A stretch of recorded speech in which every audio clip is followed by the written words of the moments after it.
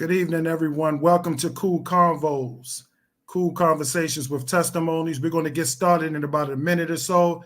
I got to take care of some business on hit. You'll see a commercial for about 1 minute, and we diving right in.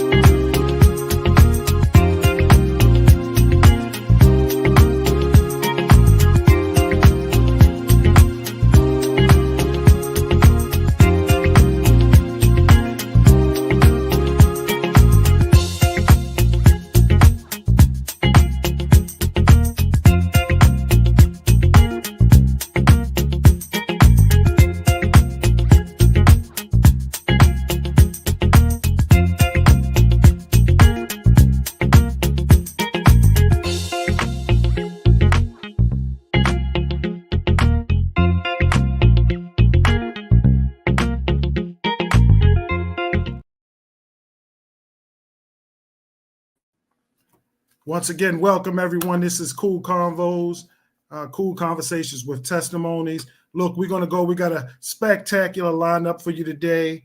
As you see, we have DJ Brian Pope, we have artist Natalie Phillips, and we have CEO of Carolina Kitchen, Dr. Lance London. So we got a loaded show, but I want to start off with an important announcement. Let me bring my first guest up. Hey, Glenny, how are you, man? Great. You know, it's always some type of technical issue, but we're going to keep it on going, man. We're going to keep it going. Cool, but cool. I wanted to invite you on because I wanted you, for those Morganites who want to travel with the Grizzly Booster Club to Stony Brook, New York, to see the football game there. Can you just give details of what they need to do, how we're doing it, and and where can they pay their money for their tickets? Absolutely, Glenny. First of all, Glenny, thank you very much for giving me some time to talk to your audience today. First and foremost, I want to emphasize that I'm a proud Morgan alum and also a proud former Morgan football player. And it's important for me to emphasize that because as someone who's an alumni, as someone who's followed the football team for so many years, I've got this feeling, and many people have a feeling that there is something in the air this year with this football team. And I mean, something really positive is about to happen. And Coach Wilson has had 3 years to get to this point, and we feel that this year is going to be something extremely special. And for that reason, we've been working overboard for the last few months to try to pull as many boosters as we can together to support the team at both home games and, more importantly, away games. So that brings us to the Stony Brook game, which is going to take place on September 28th in Stony Brook, New York. Now, the reason we're having this conversation today is the clock is ticking on us, and we've got a very short window of time to get people committed to us on this trip. As I mentioned earlier, last week, we've got 50 seats available on a charter bus that we've got to sell out over the next 8 days. So we hold on to the bus that we've secured. So to do that, we need everyone listening to get with their friends, get their travel groups together, and go to Eventbrite as soon as you can to secure your seat on the bus. The bus, as you know, will leave Morgan on the morning of the 28th and travel out to Stony Brook, and it's a turnkey event. We have a bus ride, we have a pregame meal available for you, as well as a game ticket. So all you need to do is pay for your seat, and you're taken care of, both to and from the game. And more importantly, we want you to be there to support the team. If you recall, for those who traveled with us last year during the first game, we felt the boosters played a huge role in Morgan's success in upsetting a top 10 ranked team on their home field the first game of the season. Stony Brook is no joke. They're one of the more competitive conferences in the country, and the booster presence will play a big role, in our view, in the team's success. So we need to fill this bus up. We need to get you guys out enthusiastic, cheering on the Bears to victory. But I can't emphasize enough that we need you guys to move now over the next 8 days to secure your seat. After the 31st of August, we no longer can book seats for this bus. So we need you to act now. Can't wait until September. We've got to do it right now, as soon as you can. Right. So we're talking Saturday, September the 28th. That's the road trip, the charter bus we're taking up. Once again, last year was an epic feeling, and getting that first victory, and even watching once the kids won the game, they ran over to us cheering. So the bus trip was worth it. And then we head right on back to Baltimore. Didn't have to worry about gas. Didn't have to worry about stops. So we just enjoyed the event. It is important that you guys go get those tickets right now from Eventbrite. Wick, anything else, Wick? Absolutely. Go to Eventbrite. If you don't have Glenny's link, look on the flyer. There are 3 hashtags that you can use to secure your ticket. Hashtag GBC Bus Trip 28. The next one is hashtag GBC Morgan Stoney 28. And the third hashtag is hashtag GBC Bus Trip MSU 28.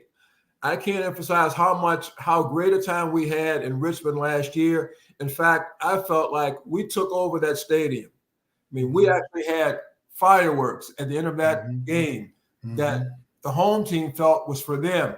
They spoiled their party. They still had the fireworks go on, but guess what? It was for us. We partied like that was our field. Yes. I'd love nothing more than to have that same feeling at Stony Brook on September 28th. So get your ticket, come on out, have a great time. The football team needs you. Andre Wickham, Hall of Famer, Morgan State Hall of Famer. Thank you so much, brother. Thank you, Glenny. Get your tickets. Wow, that's right. Go get those tickets. Listen, today we are celebrating. So I wanted to start off with that business. But look at this Power Pack show we have tonight on this platform. We're celebrating Dr. Lance London. We're celebrating artist Natalie Phillips. And we're celebrating DJ Brian Pope. You guys know him.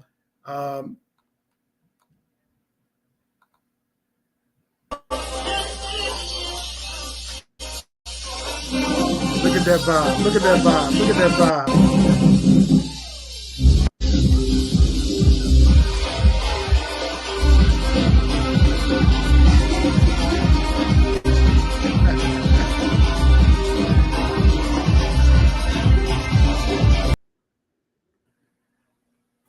At this time, I'm going to bring up DJ Brian Pope. What's going on, my brother? Oh man, I can't call it. What's going on, Lenny?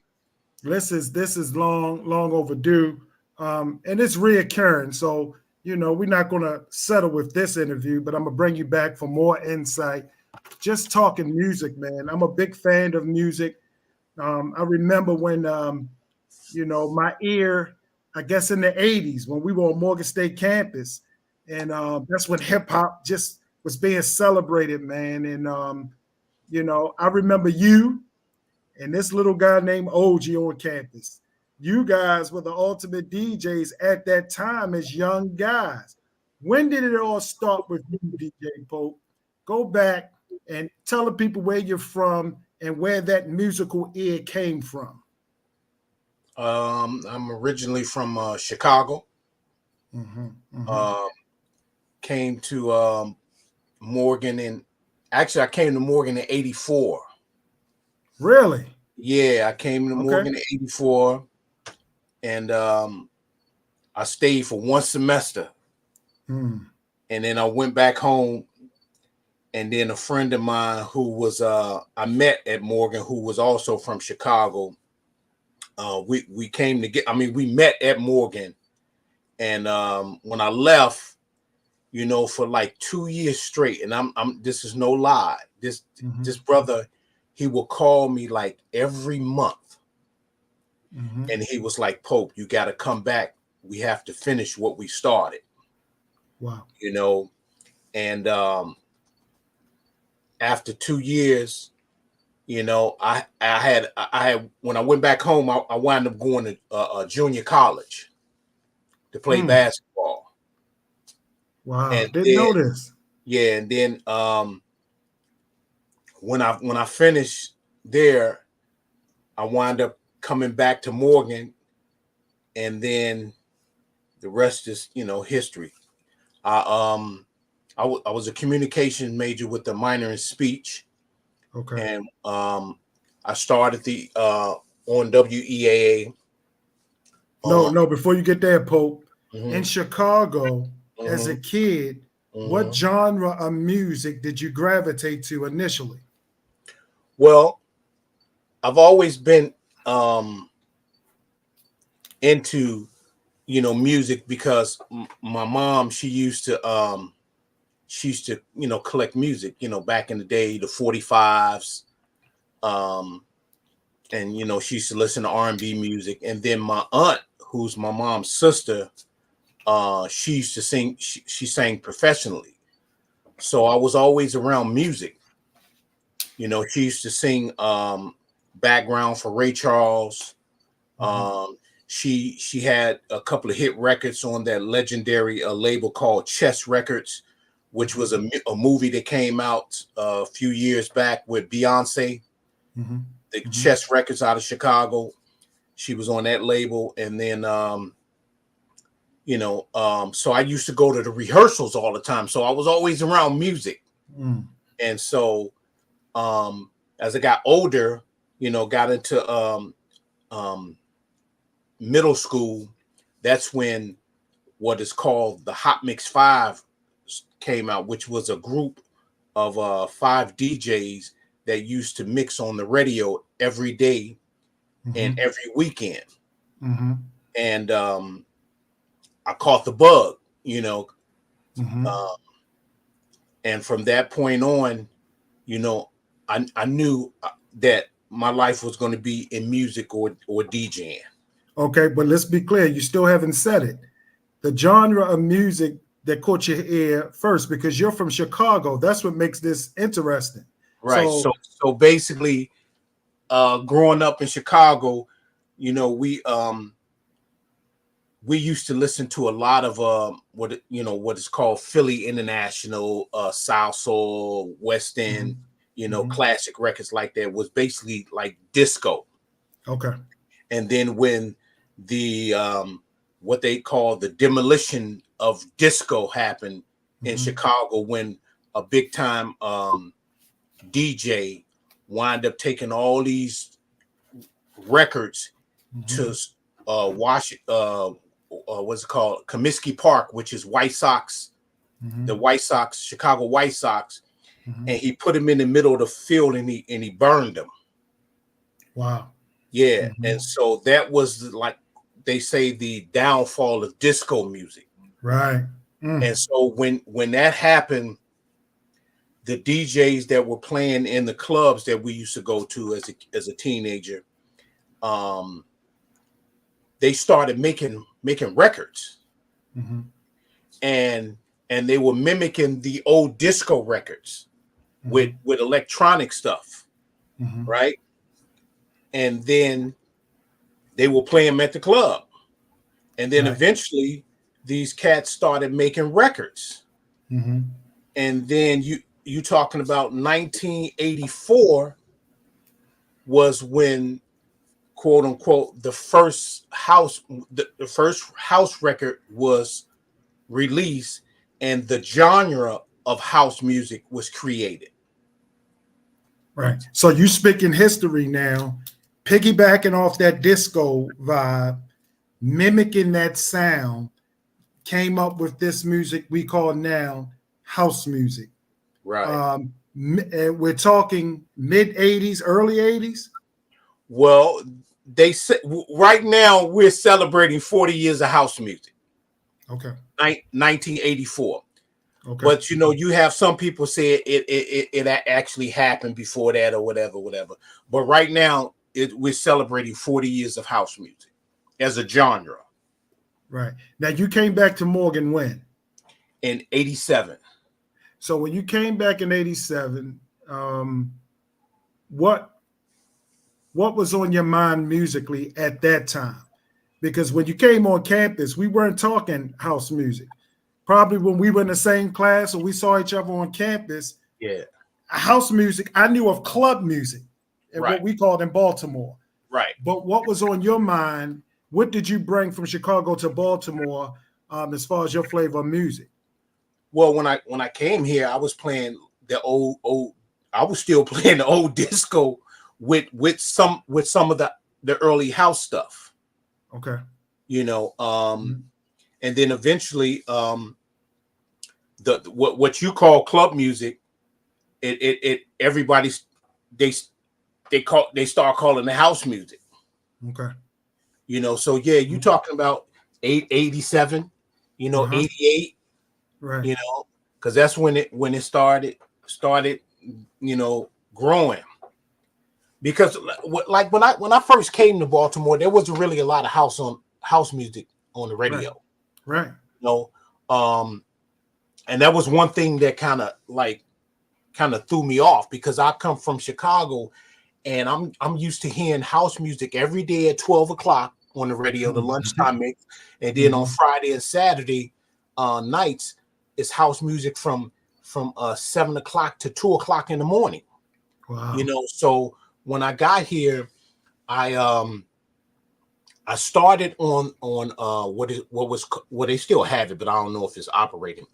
What was called Morgan's Carrier Current radio station.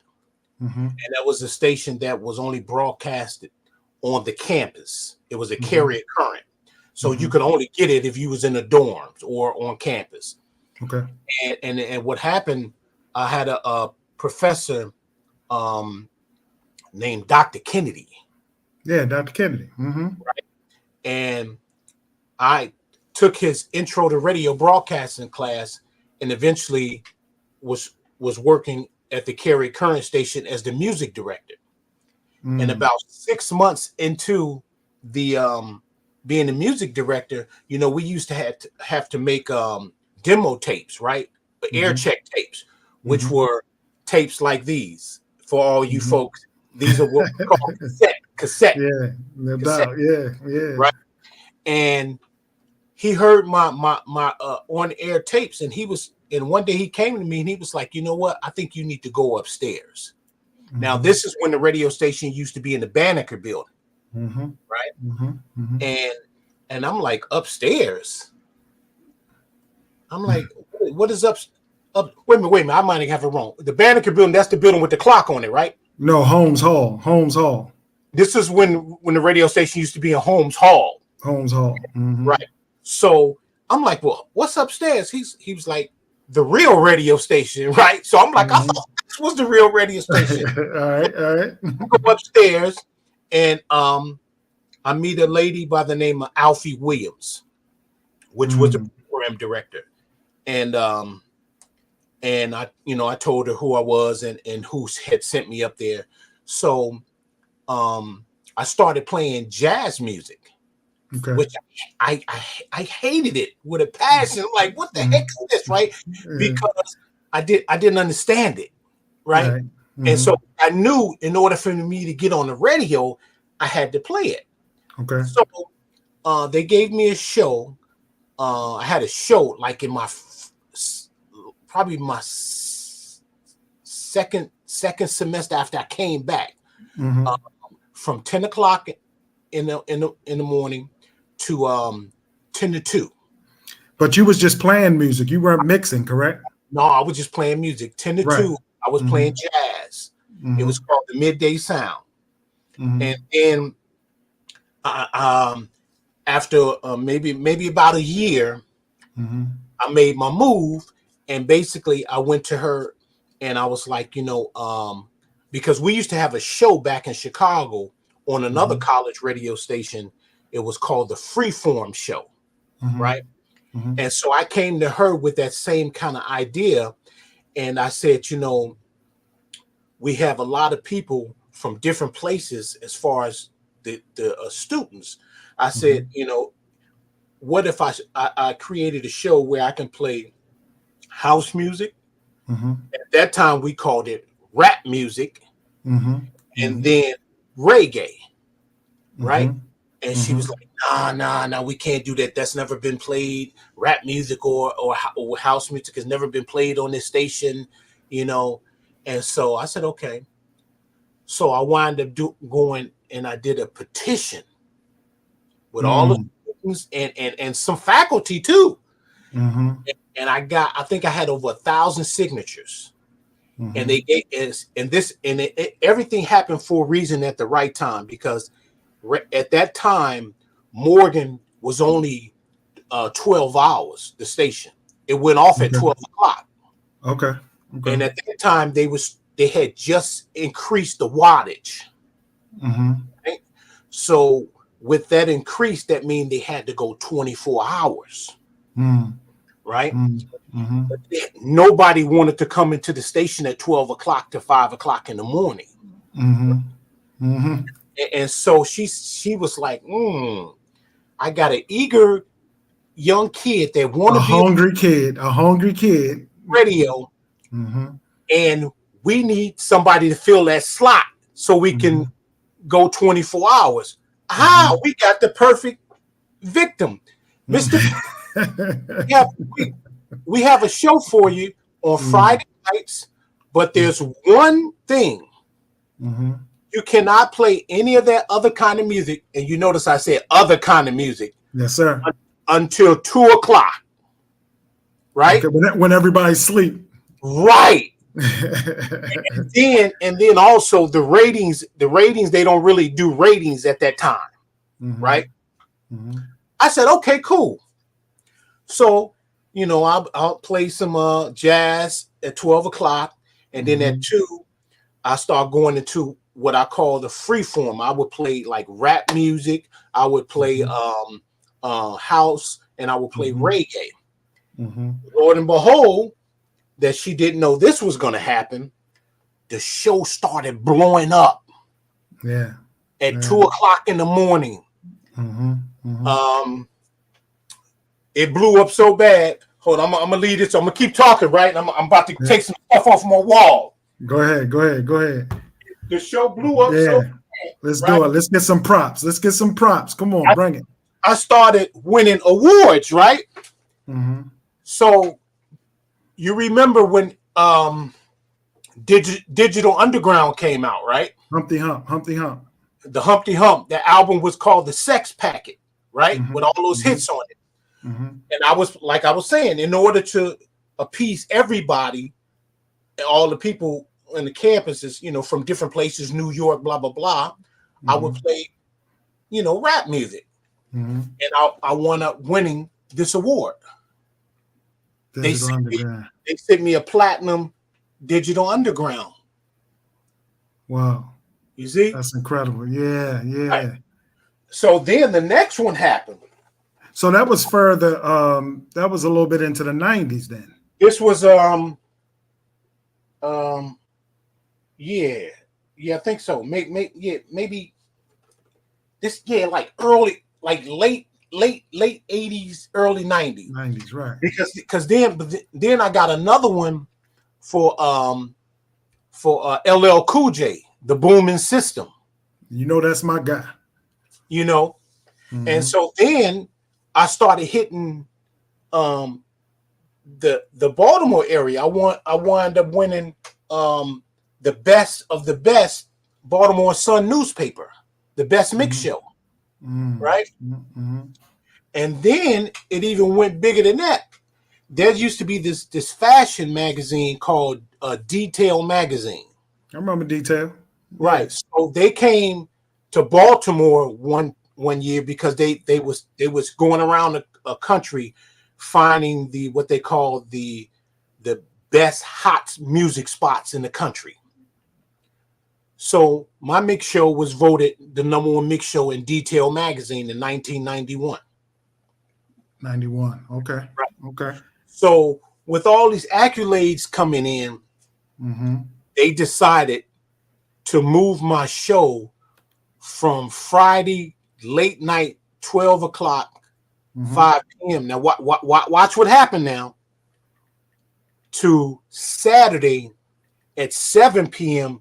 to midnight, right? That's really prime for us. Yeah. Right. But watch what happened now. Now, mind you, when I was doing the what was called the Back on the Block show on Friday night, which was the name of Quincy Jones' big album back then. I remember that, Back on the Block. Yeah. Back on the Block, right. I had a friend who was a friend of mine who also was a communications major. He was into rap music, Let me get it. It was called rap music first, right? And so when I used to do the rap on Friday night, he would take over the mic. Okay. Right. Okay.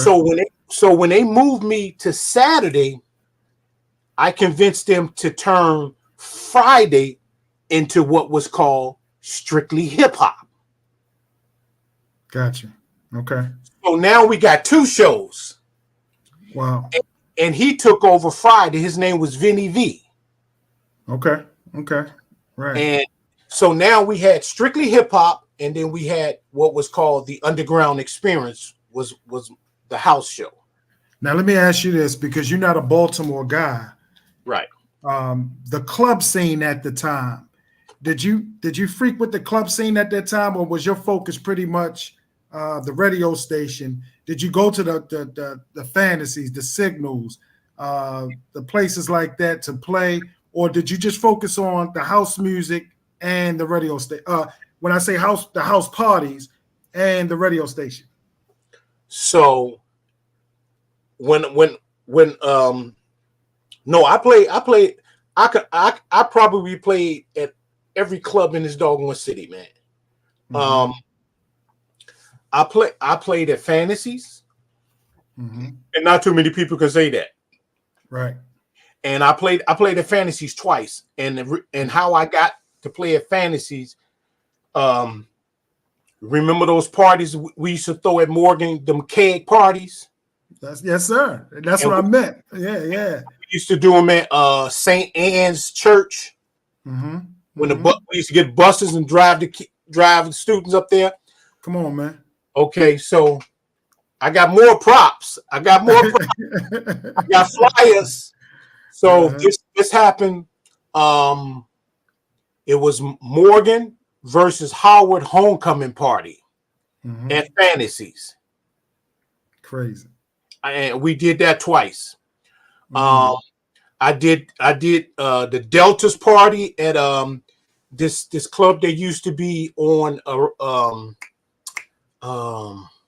over there near St. Clair Lane. Winton's. Was it Winton's?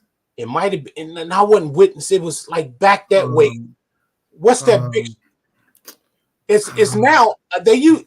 Oh man, Frank Ski wound up coming there years later to play at this place. And it wasn't Winton's? Nah, it wasn't Winton's. And I got a book with all my flyers in it too. Yeah. So I wound up playing for the Deltas at that party. Did you play at Odell's? Now this is how I played at Odell's. Yes. So when my show started to take off, one day I got a phone call from. Now I played at Odell's towards the end. Right.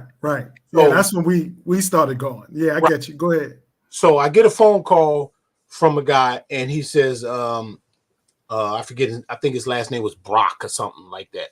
And he said, I heard a lot about you.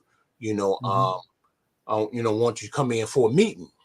And so I went down there, and he was like, blase, I heard about you, your show, blase, what would you be interested in doing a night here? I said, yeah.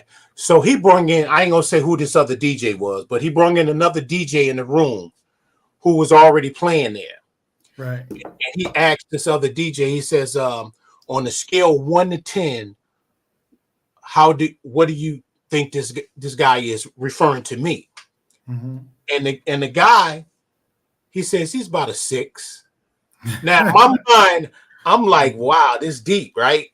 And so I wound up doing like some spot parties there. I never had a residencies there. I did a couple of spot parties there. I had a residency at Paradox. Yeah. I had many residencies in DC. I used to play the club in Fells Point called The Spot back in the day. I had played it. But I remember where you guys used to just plug in where we had electricity and just play music. Let's be clear. No. Now you gotta remember that OG's younger than both of us. So when I got to Morgan, OG wasn't there.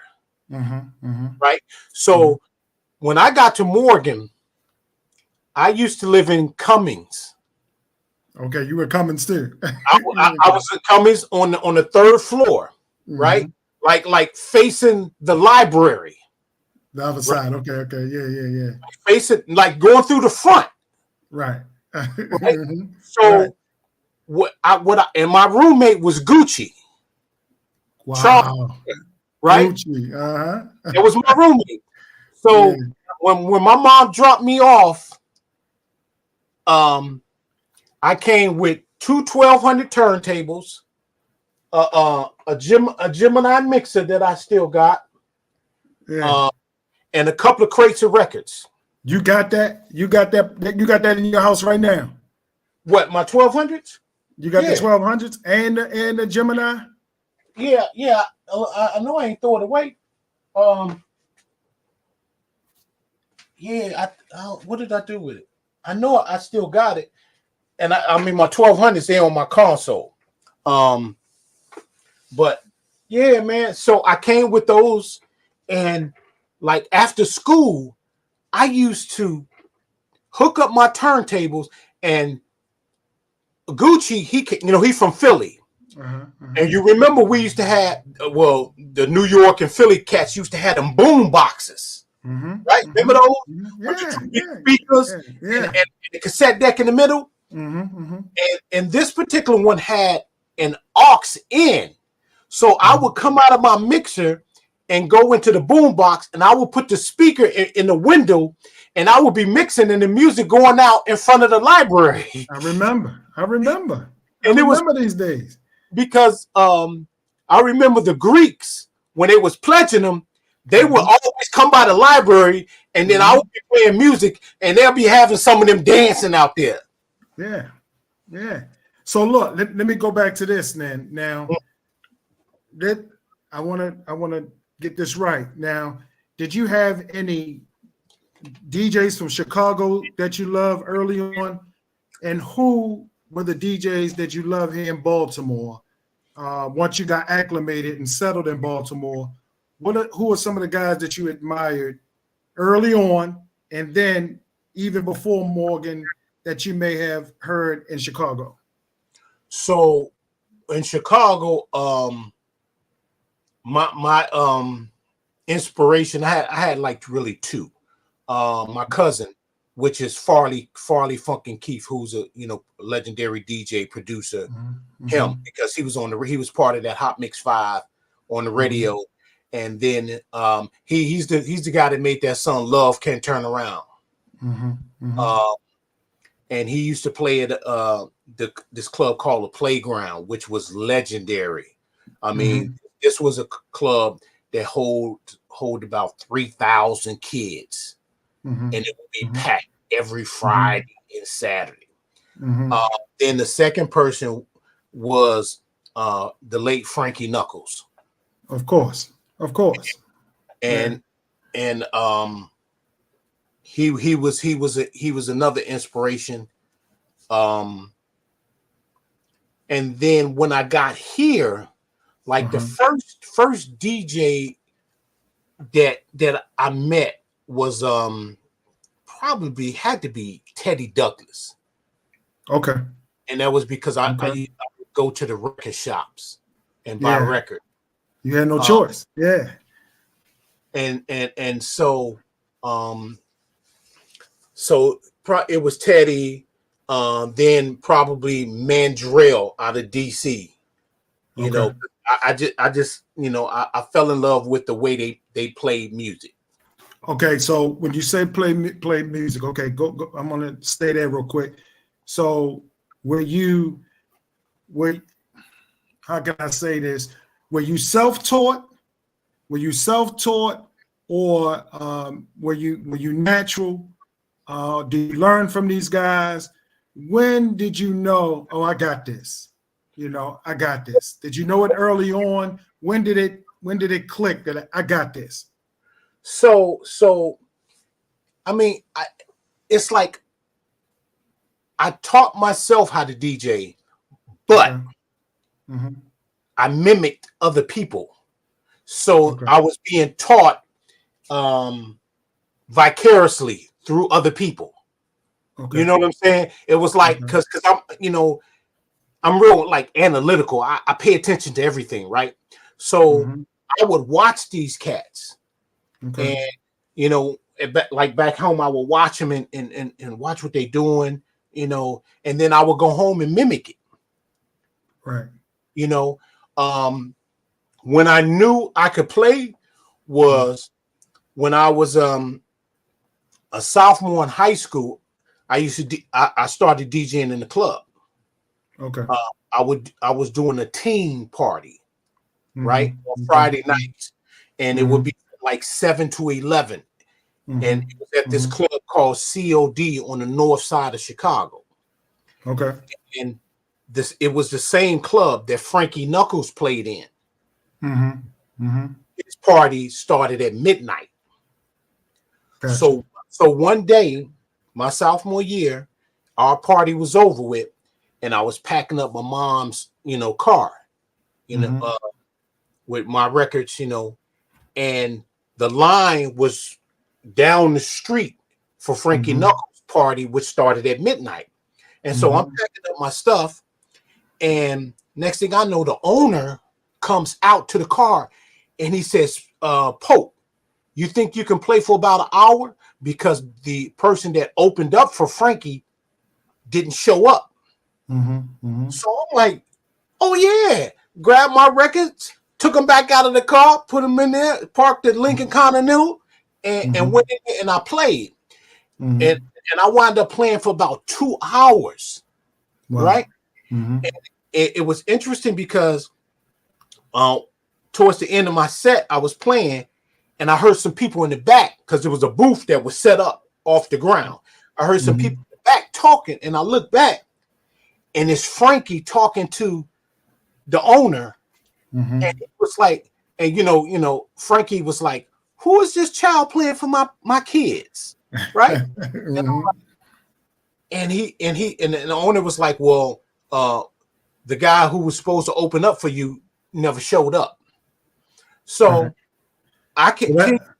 So that's when you knew. That's when you knew you got this. No. It was afterwards, because when after I got off, you know, I tapped him on the shoulder and I was like, you know, Frankie, you know, what did you think? Because he was back there for about at least a half an hour, right? Before he, you know, he was like, you know, I'm ready, you know. And so when I asked him, I said, you know, what did you think, you know, about me playing? He was like, you did okay. Right then and there, I knew I could play. Okay.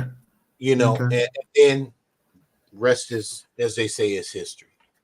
So look, we kind of running out of time, Pope, but I still got a slew of questions that I didn't even get to, even a question from my wife.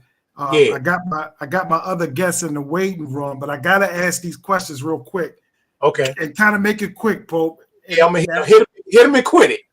But look, this is a debate could go on forever. I gotta have you back on. That's why I say you got to be a reoccurring guest. Listen, I'm gonna go here first, then I'll ask you the other hit it and quit it questions. Okay. My wife, and I said, you got any questions for Pope? So she said, why? Now I may have brought this up to you or some, you know, I've asked most of the DJs that I see, but she says she does not like, she's hardcore house head. I'm not so much a house head, but my wife is. Right. She does not like when you mix the R&B over the house. Now, it's funny. Hold up, Pope. Don't say nothing yet. It's funny because where you originated in early 80s, they peeled house music from disco music. So really it's mimicked from disco music. But my wife, when you mix the Luthers or mix Stevie Wonder over the house music, she said, that ain't house music. That ain't house music. What's your thoughts? Well, see, here's it's a two-way street with that, right? Because a lot of those artists that she's talking about, they had what they call up-tempo dance music. Luther Vandross had it when he was with the group called Change. We used to roller skate off of that. Then you had what was the other artist you mentioned? You said when you hear like Stevie Wonder, you'll hear Stevie Wonder over it. Stevie Wonder has the song As. You know, all these songs were up-tempo dance records that they played in the clubs. Right. And so that's an easy transition because like quote unquote, back in the day, most DJs, when they played with a journey, right? And so you may come to the club and they playing the up-tempo R&B, right? Or at the end of the night, they'll go from the house and they'll be playing la la la la la la la la, which is Stevie Wonder, you know. So it's, and then too, some of the folks say that the term house music came from the music that your parents used to play in the house, right? Which was the Stevie Wonders, the Shaka Khans, I'm Every Woman, you know, that kind of stuff. So, you know, but so you play it though. It's in your arsenal, correct? Oh yeah, I'll go there. Okay. All right. Let me run this by. We're gonna do verses real quick. Okay. Who you got? DJ Spin, Wayne Davis.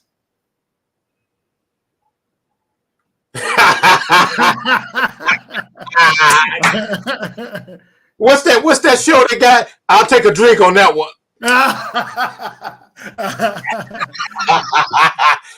Wow. You know what? It's like two different styles, right? Okay. Because to me, DJ Spin plays house, but he plays house like a hip hop DJ. Okay. If you understand what I'm saying. Okay. You know, with the almost like when he used to cut.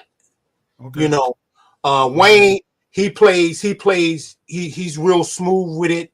You know, a lot of vocals, not too many tracks. You know, so it's a little bit different. All right. I got about 2 minutes. My next guest is Brady. Tommy Davis, DJ Biscuit. Again, you got two different styles. All right. Brian Pope and Jordan Pope. Until I quote unquote turn the keys over, I'm going with myself. So you telling me this right here, like my son who played basketball, he had to really, really beat me to say he can beat me. So you said just yet he ain't beat you. Right. Pope, listen, can you confirm this? I'm having another one, another Kool Convos in 2 weeks. Can you confirm for that show as well? Yeah, man, hook me up. I got about 10 more questions I ain't even get to yet. Okay, keep them in the arsenal. All right, somebody want to say hi to you. Man, why are you talking this smack, man? Who is that, C-Dot? Why are you talking this smack without me?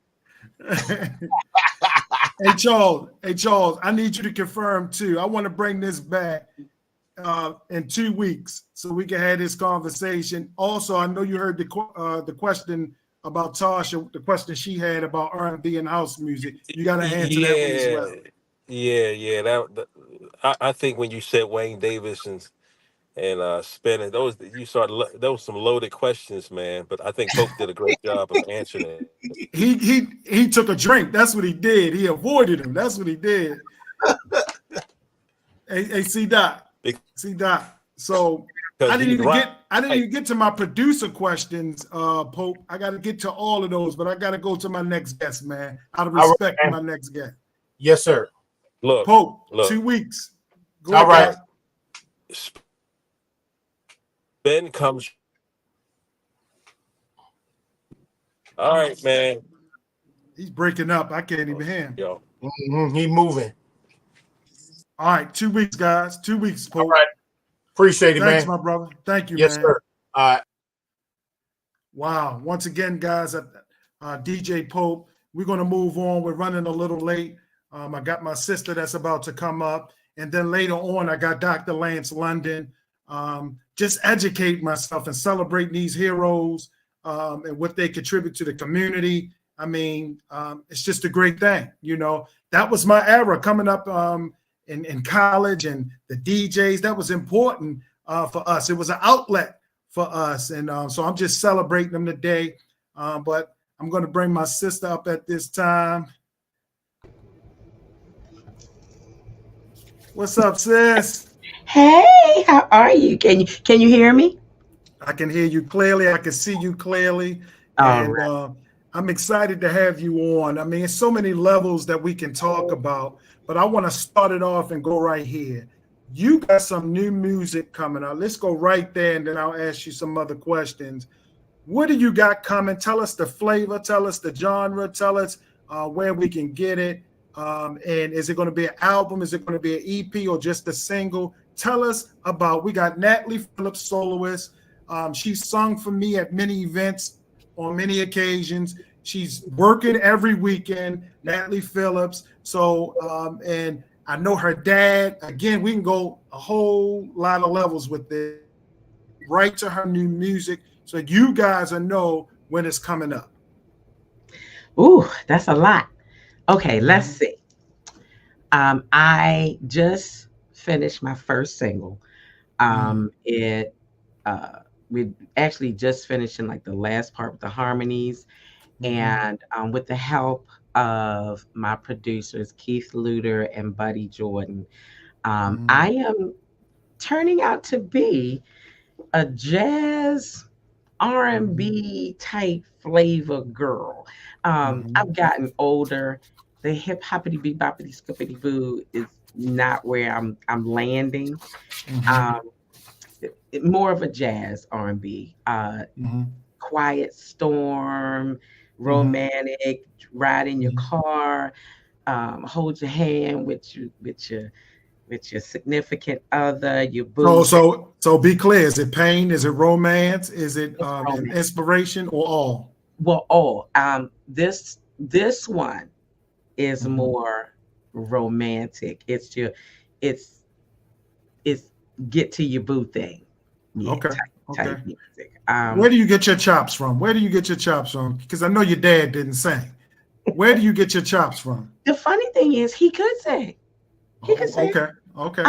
He could sing, and his dad could sing, and his mom. But I get my voice from my mother. From mom. My mom and dad met at Morgan, and I get, if she was sitting next to me or she answered the phone, you would think you were talking to her, because literally our voices are almost the same, even talking. We started out, well, let me see. You want me to back up? You want me to go history-wise? Elementary school. Miss Ford, she had me sing "The Sun Will Come Out." And I was in there. And then when I got to high school, my teacher by the name of Audrey McCallum, she brought out the best in me. She even was a teacher here for a short time at Morgan. At Murphy. And she brought out the best in a lot of us in the chorus. And I remember as a freshman, I had her in music class, and she said, "Can you sing?" And I said, "I guess, I don't know." And she had me audition. I will never forget that. Because I posted a video on my Facebook page. It was a little skit this guy did about the best friend standing there, and the person starts singing, and they go, "Oh my goodness!" And that's the way she looked at me, like, "Okay." And I ended up joining the choir and singing, and then I won all city, all state vocal, and climb every mountain. That's what I sang. The first year I lost to this little guy. I was real mad about that. But the second year, I won. I was like, yay. So let me know this, because that's a gift that many of us don't have, to sing. Let me ask you this, Natalie, just in the mindset of a singer, is it ultimately that you guys want to be on stage, where your dream totally was to be a singer and it just didn't happen that way? Or you like the way it is, where you're able to sing at your leisure as well as have a career? For a young person, was your dream to ultimately become a singer? No, I didn't know what I was doing, to be quite honest with you. But you have a father that's a coach at a college. Technically, you're thinking about, oh shoot, I need to make sure I pass my classes and get my grades the way they're supposed to be. But I was the rebel child. I was the one riding the skateboard in the street and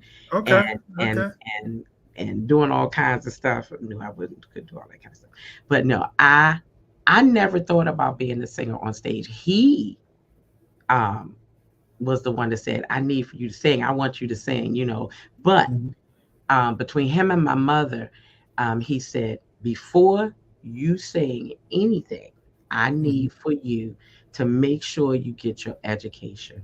He said, because sometimes you don't know how things are going to go. It could be a dream that will continue, like Patti LaBelle and all these different people, or it could be a season. And there are different musicians out here. They have played with some of the greatest singers and groups and whatnot. And then now they're playing the small venues and whatnot. But that's because sometimes music is like that. It's up, it's down, and it could be a season, but it doesn't take away from their talent. It's just the era of when you were great and now you're still great, but you're just doing something small. Gotcha. I never wanted to sing. I just wanted to make sure I got my education, but then life took over. Who did you mimic when you were in the shower or driving in your car? Who was that one person that you sung? We all had it, whether we could sing or not. We all had that person. You know, my mom named me after Natalie Kool, and I like Natalie Kool, and I love Patti LaBelle. Yeah. And right now, I am loving Lettucey. Wow. That is my girl. Wow. But I grew up listening to all of them, the Michael Jacksons and and oh my gosh, just all of them. And that was my thing. Now here's the strange thing though. I didn't start out with R&B. I started out with gospel. And I was going to ask you that. Okay. You started out with gospel. I did. I started out with gospel. I would go to church and sing on the choir. And my grandmother, my mother's mother, I remember they were having family day at church, Emory AME, down in College Park, Maryland. And she wanted us to do a group. So it was me, my mother, and her two nieces, Angie and Valerie, and she wanted us to sing. And for some odd reason, not only did we end up singing there, we ended up going around to different other churches and being invited to sing gospel music that way. So I did more gospel than anything. I never did R&B out the jump. Just so happened, as I got old, I'd had my kids and everything, and yeah, I was in high school, and it still wasn't R&B; it was classical. Joseph Eubanks from Morgan State, rest his soul and his heart. He came to Western my last year as a senior, and he taught some of us, coached some of us for classical music. And I tell you a joke. He came and he said, "This is the way you do it." And he told us to hold our chests up, and you were supposed to sing with a chesty cat. Wow. That was the word. I tell you that. My mother always teases me about that. That is something else, but that's how he taught us to sing. It came from below. It didn't come from here. Gotcha. And so he's the one who, with R.G. McCallum, when I went into the competition, that's the tutelage that I got to be able to win. Gotcha. So, I did that, and the only reason I ended up singing R&B, I shouldn't say this, but it's the truth. Rest in heaven. My best friend, his name was Keith Low-Key Grissom. Okay. He was the president of the Black Tigers Motorcycle Club. And I had just joined the club, and I'm riding around and whatnot, and I'm on the parking lot one day, and I'm playing around, and I'm just singing a couple songs that's on the radio. And he said, "Hey, you come here." And I'm like, "Oh my." And he said, "I need you to come to my house. We having practice. We have a band. I want you to sing with the band." And I said, I've never sung on stage in an R&B anything, and I was terrified. This is late on in life, though. This is late on. It's been almost 20 years. That was 2005.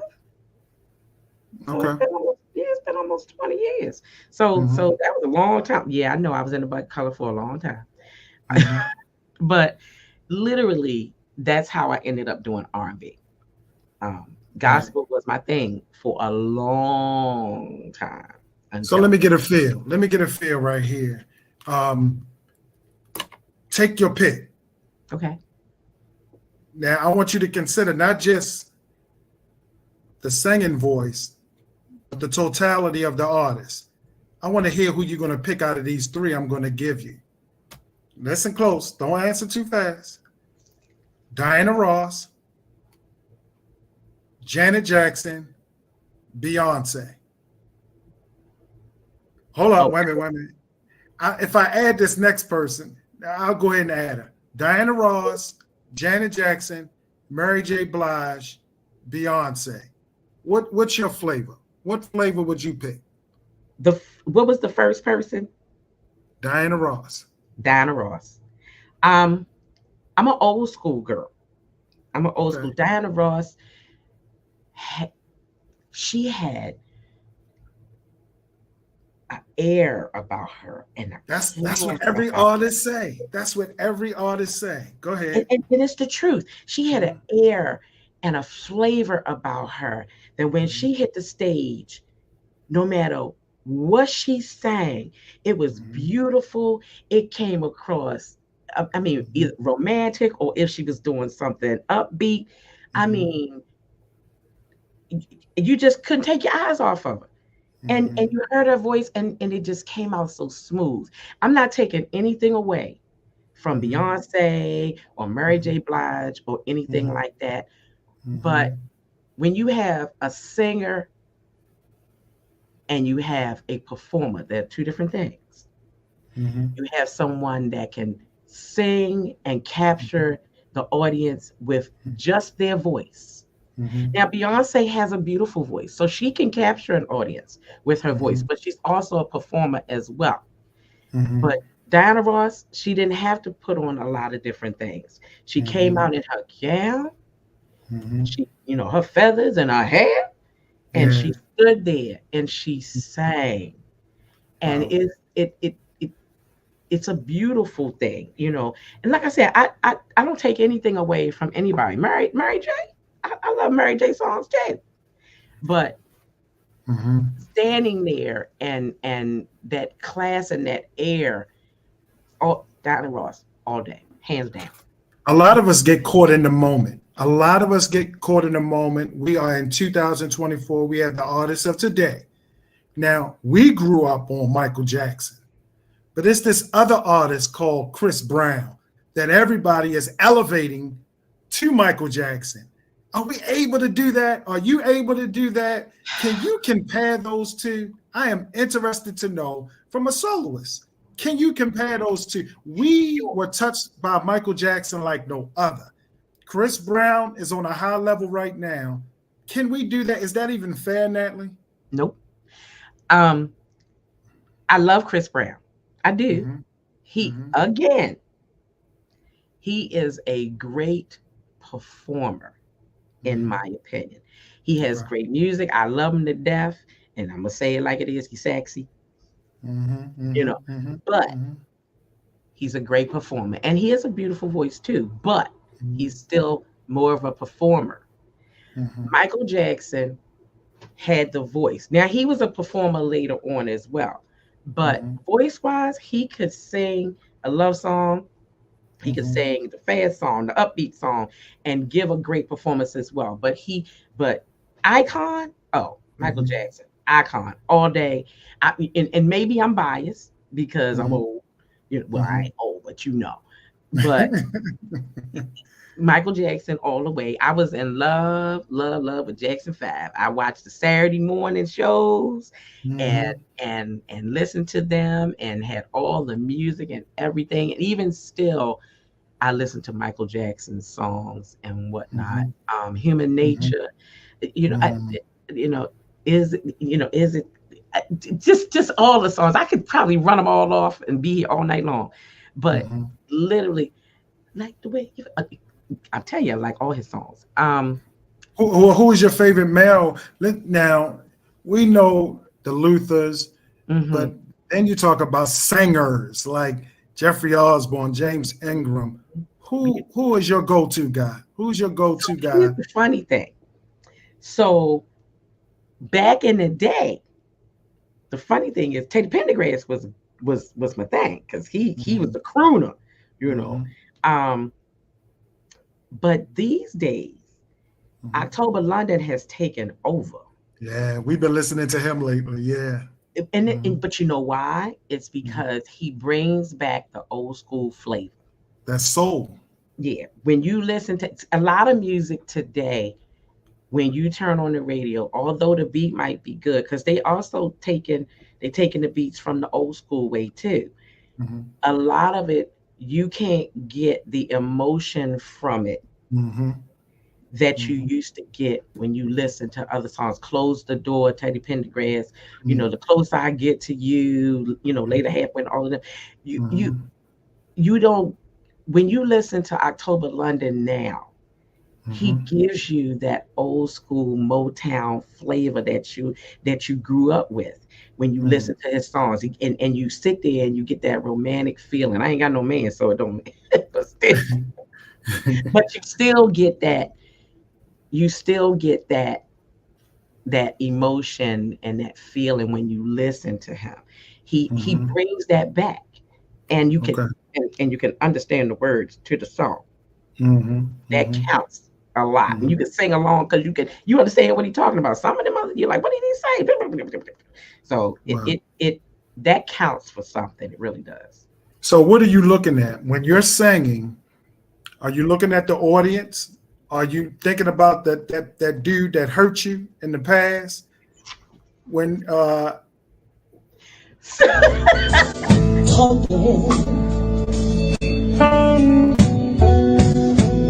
was that. I'm thinking about the hurt you right here.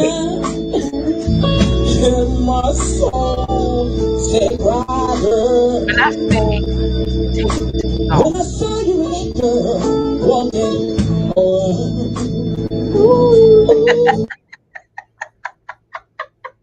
sometimes it depends on the song. That particular song, I take myself to a zone. Right. And yeah, I'm thinking about, you know what? Shame on you. Shame on you. For being like that. And there are other songs like Neither One of Us. That is my ultimate favorite. Gladys. Yeah. Gladys is let me tell you something. Gladys. Do you remember it was Gladys and Patti LaBelle when they sang the songs? Man, Gladys tore it up. Yeah. Okay. Yeah. Oh, you talking about the Friend song? Yeah. When they were doing it all two together. things. Yeah. No. What do you call it where they go against each other? Oh, you talking about verses? Yeah, verses. Yeah. And Gladys and Patti LaBelle were on it together, and I'm gonna tell you, Gladys tore it. She sure did. She tore it up. And as a matter of fact, I'm just a little tidbit of thing. One of Gladys Knight's songs, and I'm not even gonna say which one it is, I am planning on redoing. I'm gonna look at the list. I'm gonna look at a list and I'm gonna see which one. I'm tell you.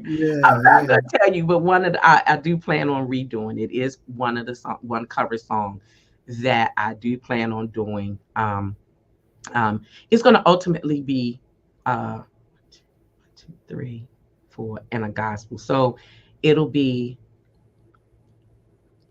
the love song, which we just finished, and then in another song. I'm planning on doing a dance song, of which playing the club.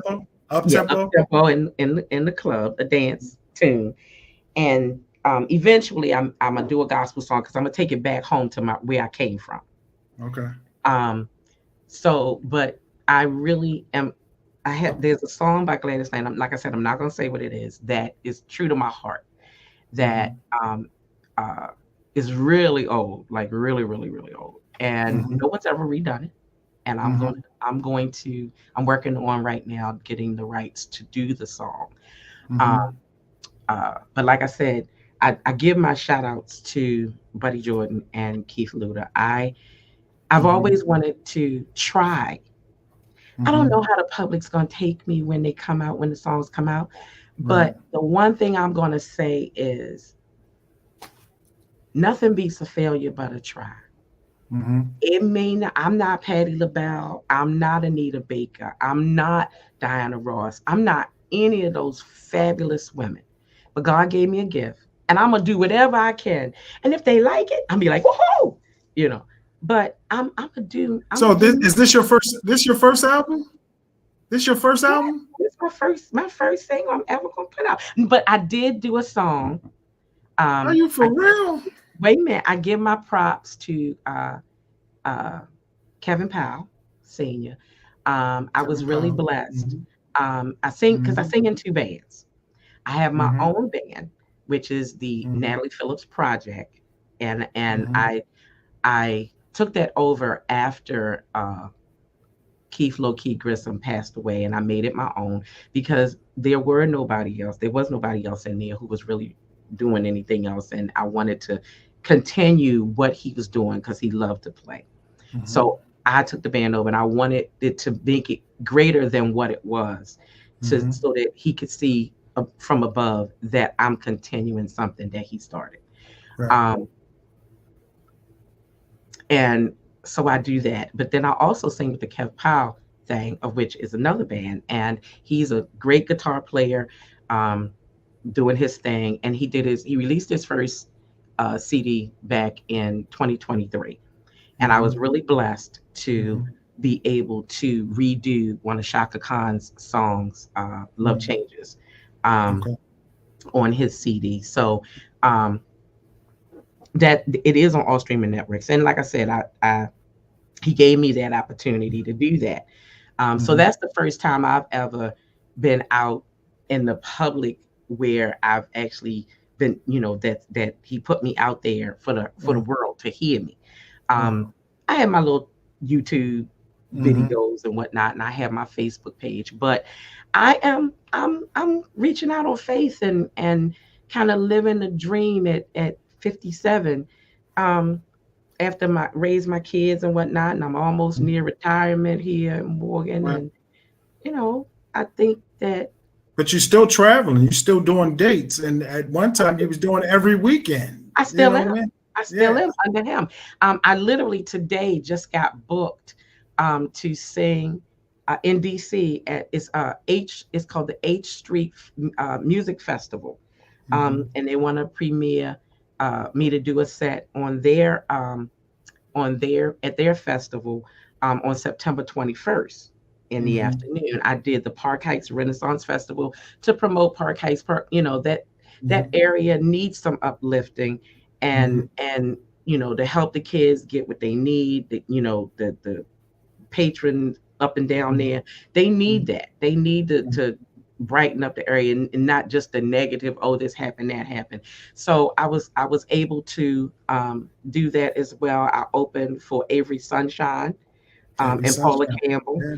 Yeah. And that was a really nice day. It was a little breezy, but it was a nice day. And Mhm. Baltimore Soundstage, I did their red carpet event. So I get some really nice um, gigs. Howard County, they have Mhm. me come out for their seniors and sing for them. I'm doing that in October 18th for one of Mhm. their galas. So that's coming up Mhm. as well. So Mhm. I do get those outside gigs. Like I said, Kevin, he has his, and I'm so, I'm so wonderfully grateful that I do what I do with him. But I Mhm. also have my own thing that I'm trying to develop at the same time, just to see how far I can go, and while I'm Mhm. able to, and my knees let me do. Um, Mhm. but I'm just following a little bit of my dream and my goals, Yeah. amongst the fact that I'm working every day, Yeah. and I just started School. my capstone this Mhm. semester. I Mhm. graduated in December Amen. with my Amen. bachelor's in Mhm. science. So Mhm.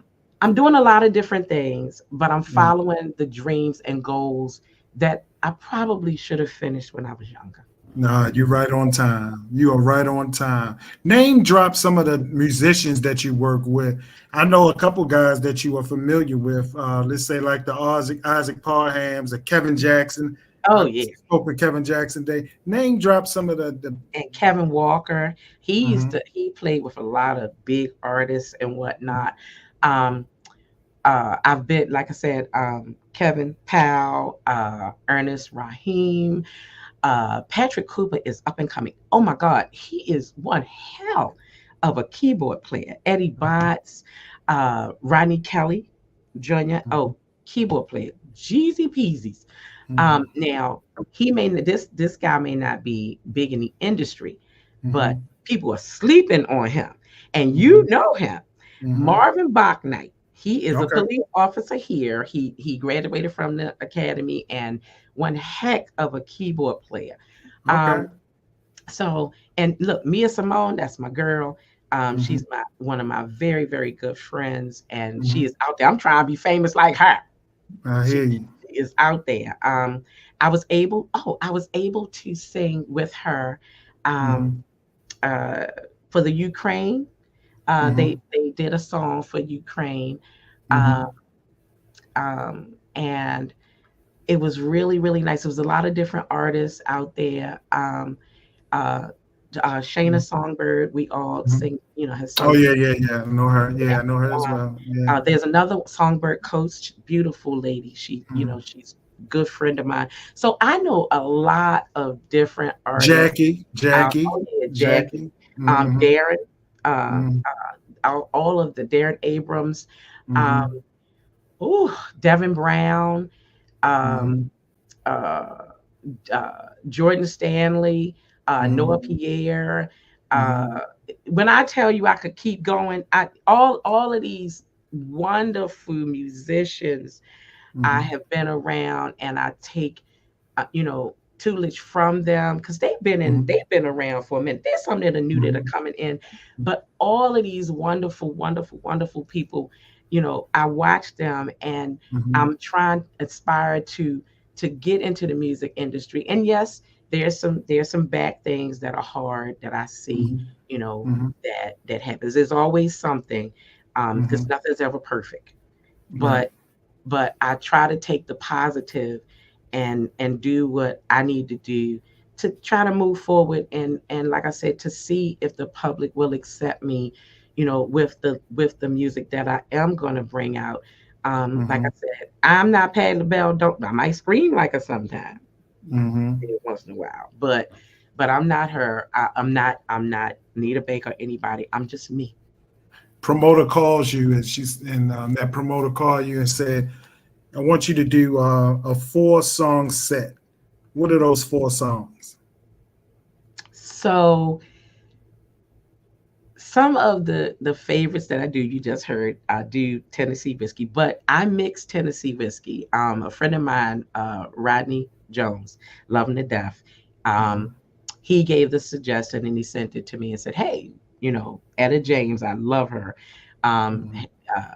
I'd rather go blonde, and I do those 2 together, and that's one of my favorite songs, and it's one of my go-to songs. Neither one of us.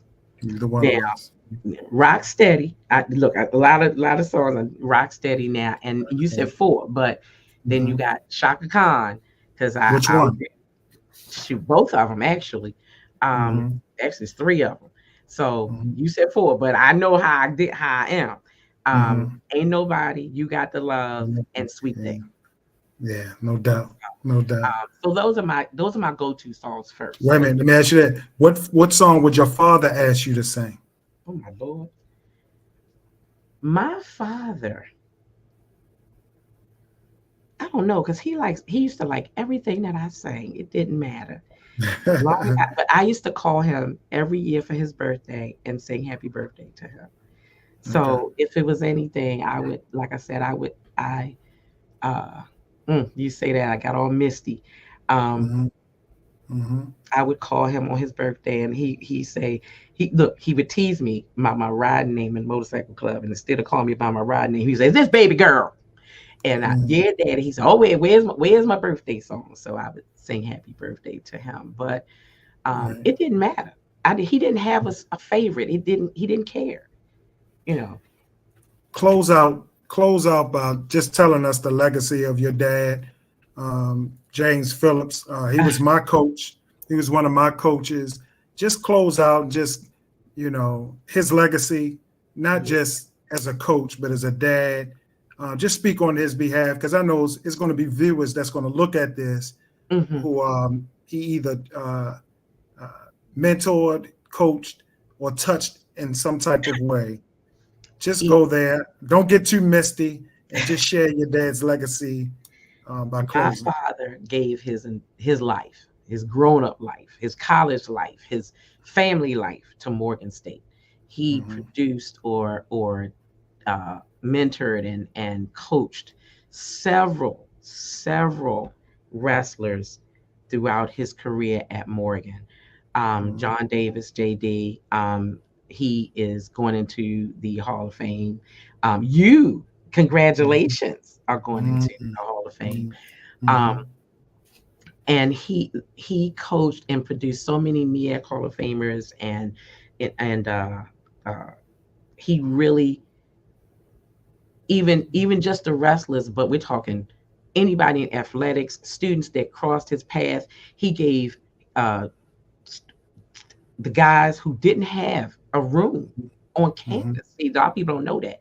A room on campus, if they didn't have a place, he would bring them home and they would sleep in the basement on the floor until Morgan found them a room. When Morgan couldn't afford to have, when he traveled to take those wrestlers to different places, he would spend his money and get a van and get them to the different matches they needed to get to. He literally loved Morgan, and you know, the Orange Bowl with football and wrestling.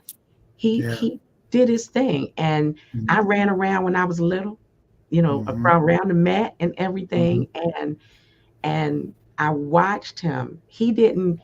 We were girls, so of course, you know, we weren't in the athletics, so he didn't really know us like that until we got older, because he concentrated mostly on all of the people here, all of the students here, to mentor them and make sure they got through college, and he gave them advice and whatnot. So he was dad to them while he was dad to us too.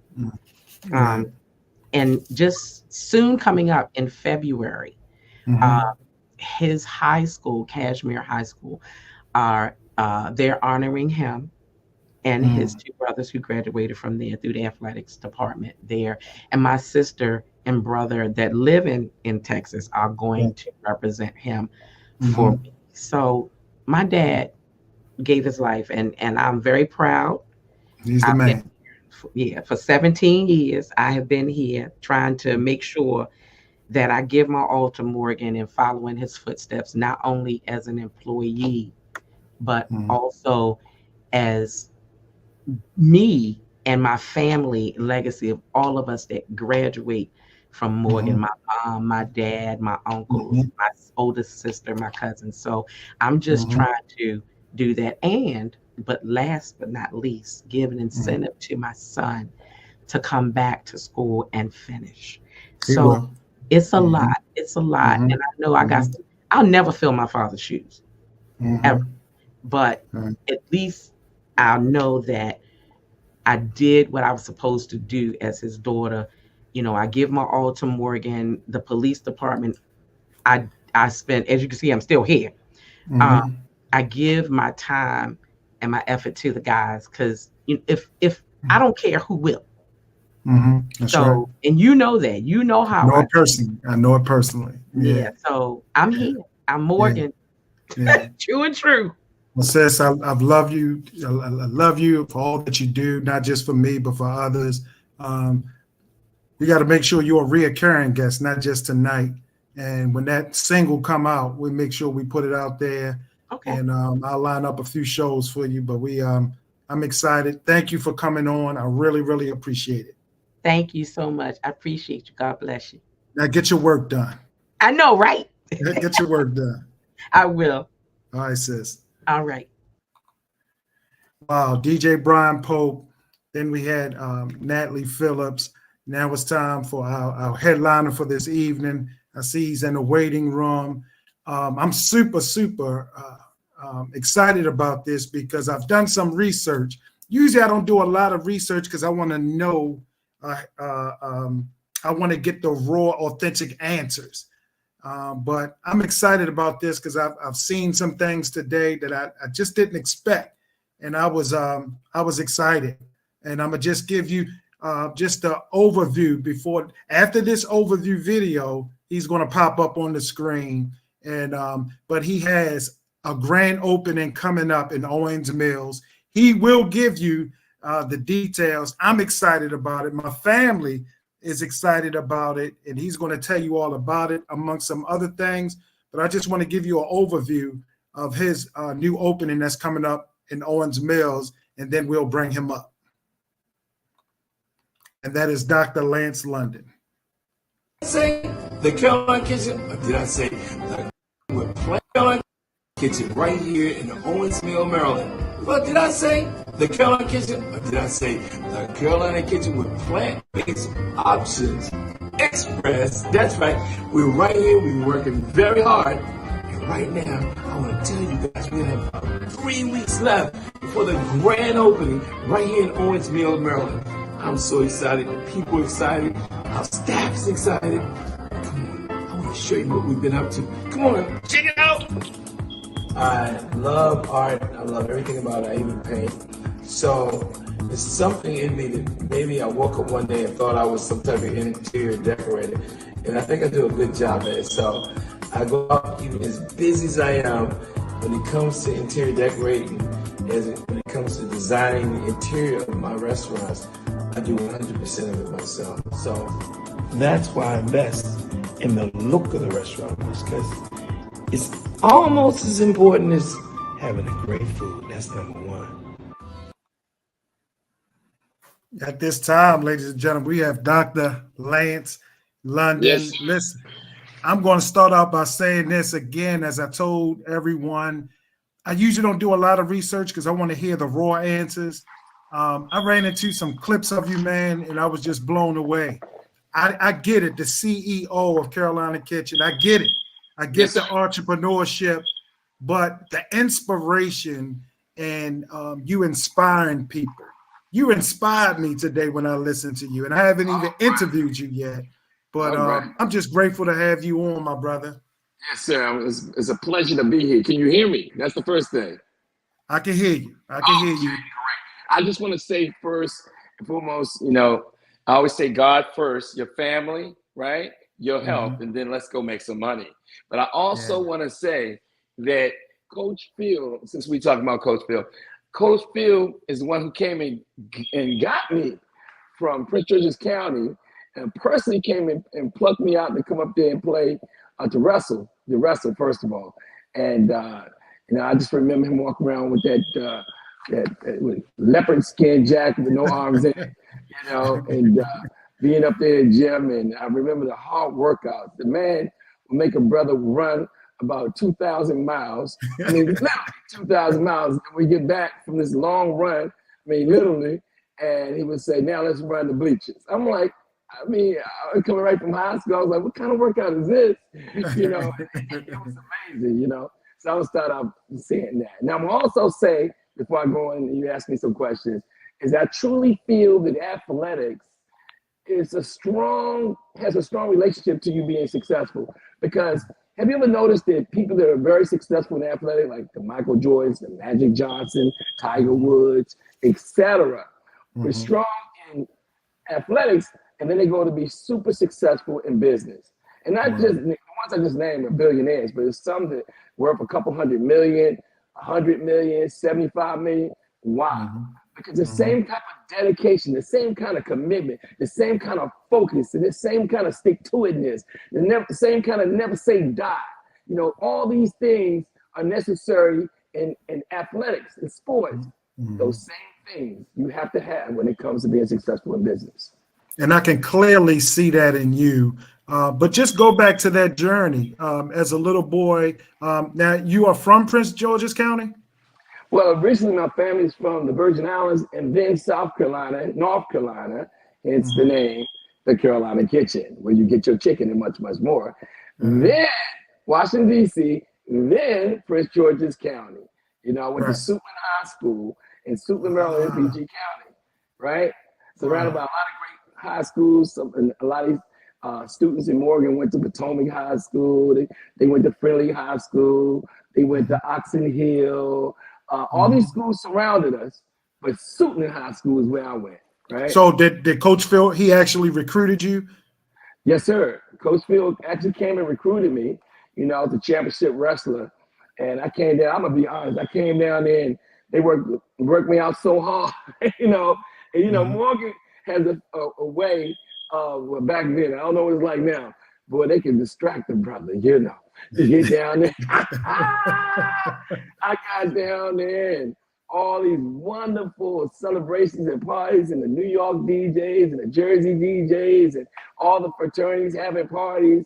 And I got a little unfocused, to say the least, you know. And so and then I got hurt really, really bad. And once I got hurt, I just kind of never, you know, continued my wrestling career, which was crazy. But, you know, I still appreciate Morgan so much because, you know, as God continues to bless me, I think about the people that inspire me. Of course, first, you know, God, then my fathers, we could talk about that.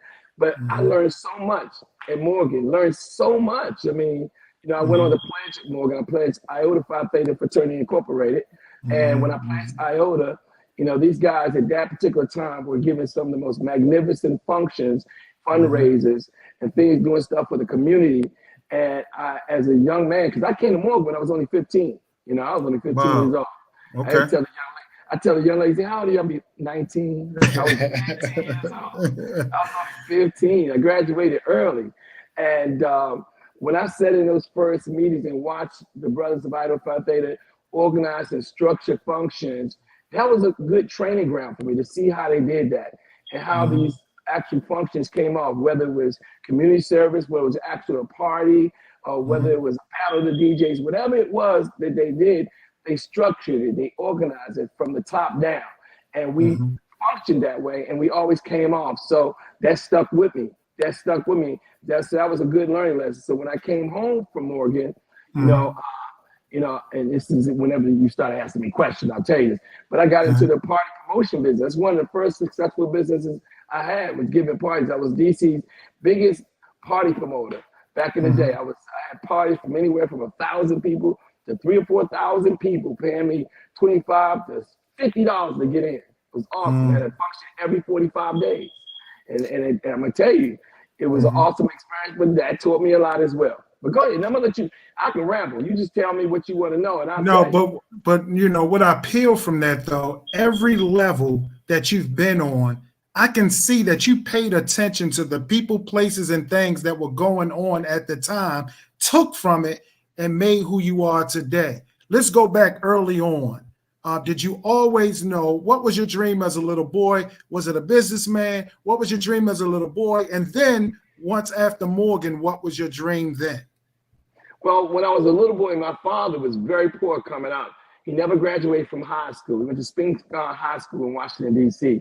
And he would come home late at night, working really hard, and he would tell me things like, son, when I met your mom, I met her at the Carter Burn. I went to see the Temptations.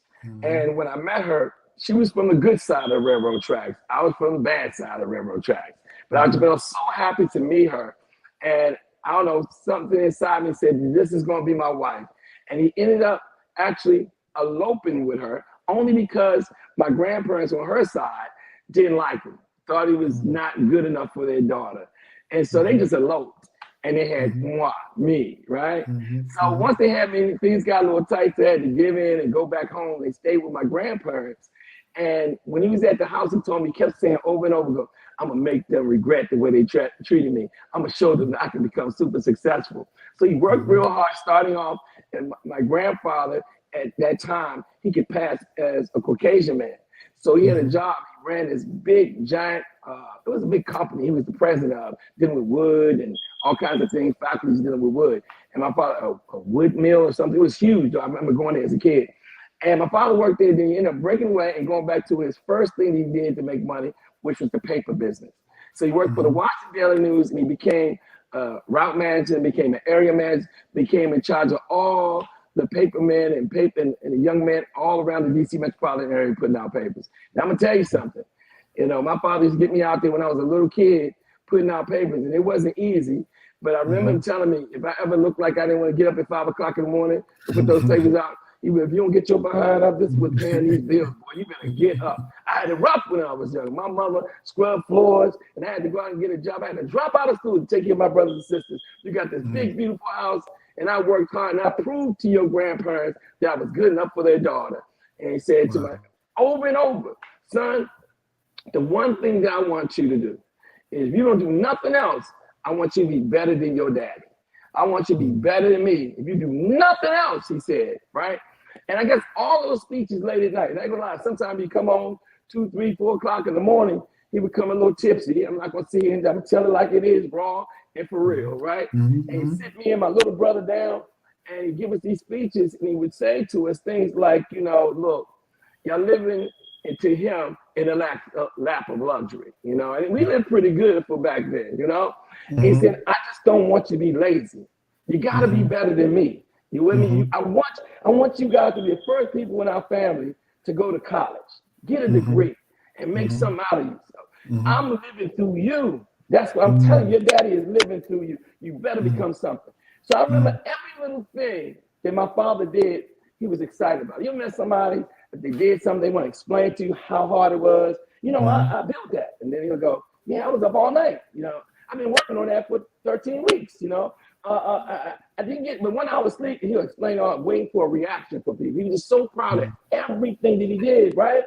And my family, you know, was really close. We real close with Angela Alston-Brooks, which is right now running for Senate. I watched her grow up, you know, and, you know, I talked about events. My father had a men's club. They got together and they gave different events. Like we call them parties when we came up. They called them cabarets back in the day, right? And all the parents used to pay me because I was the oldest kid to babysit all the kids.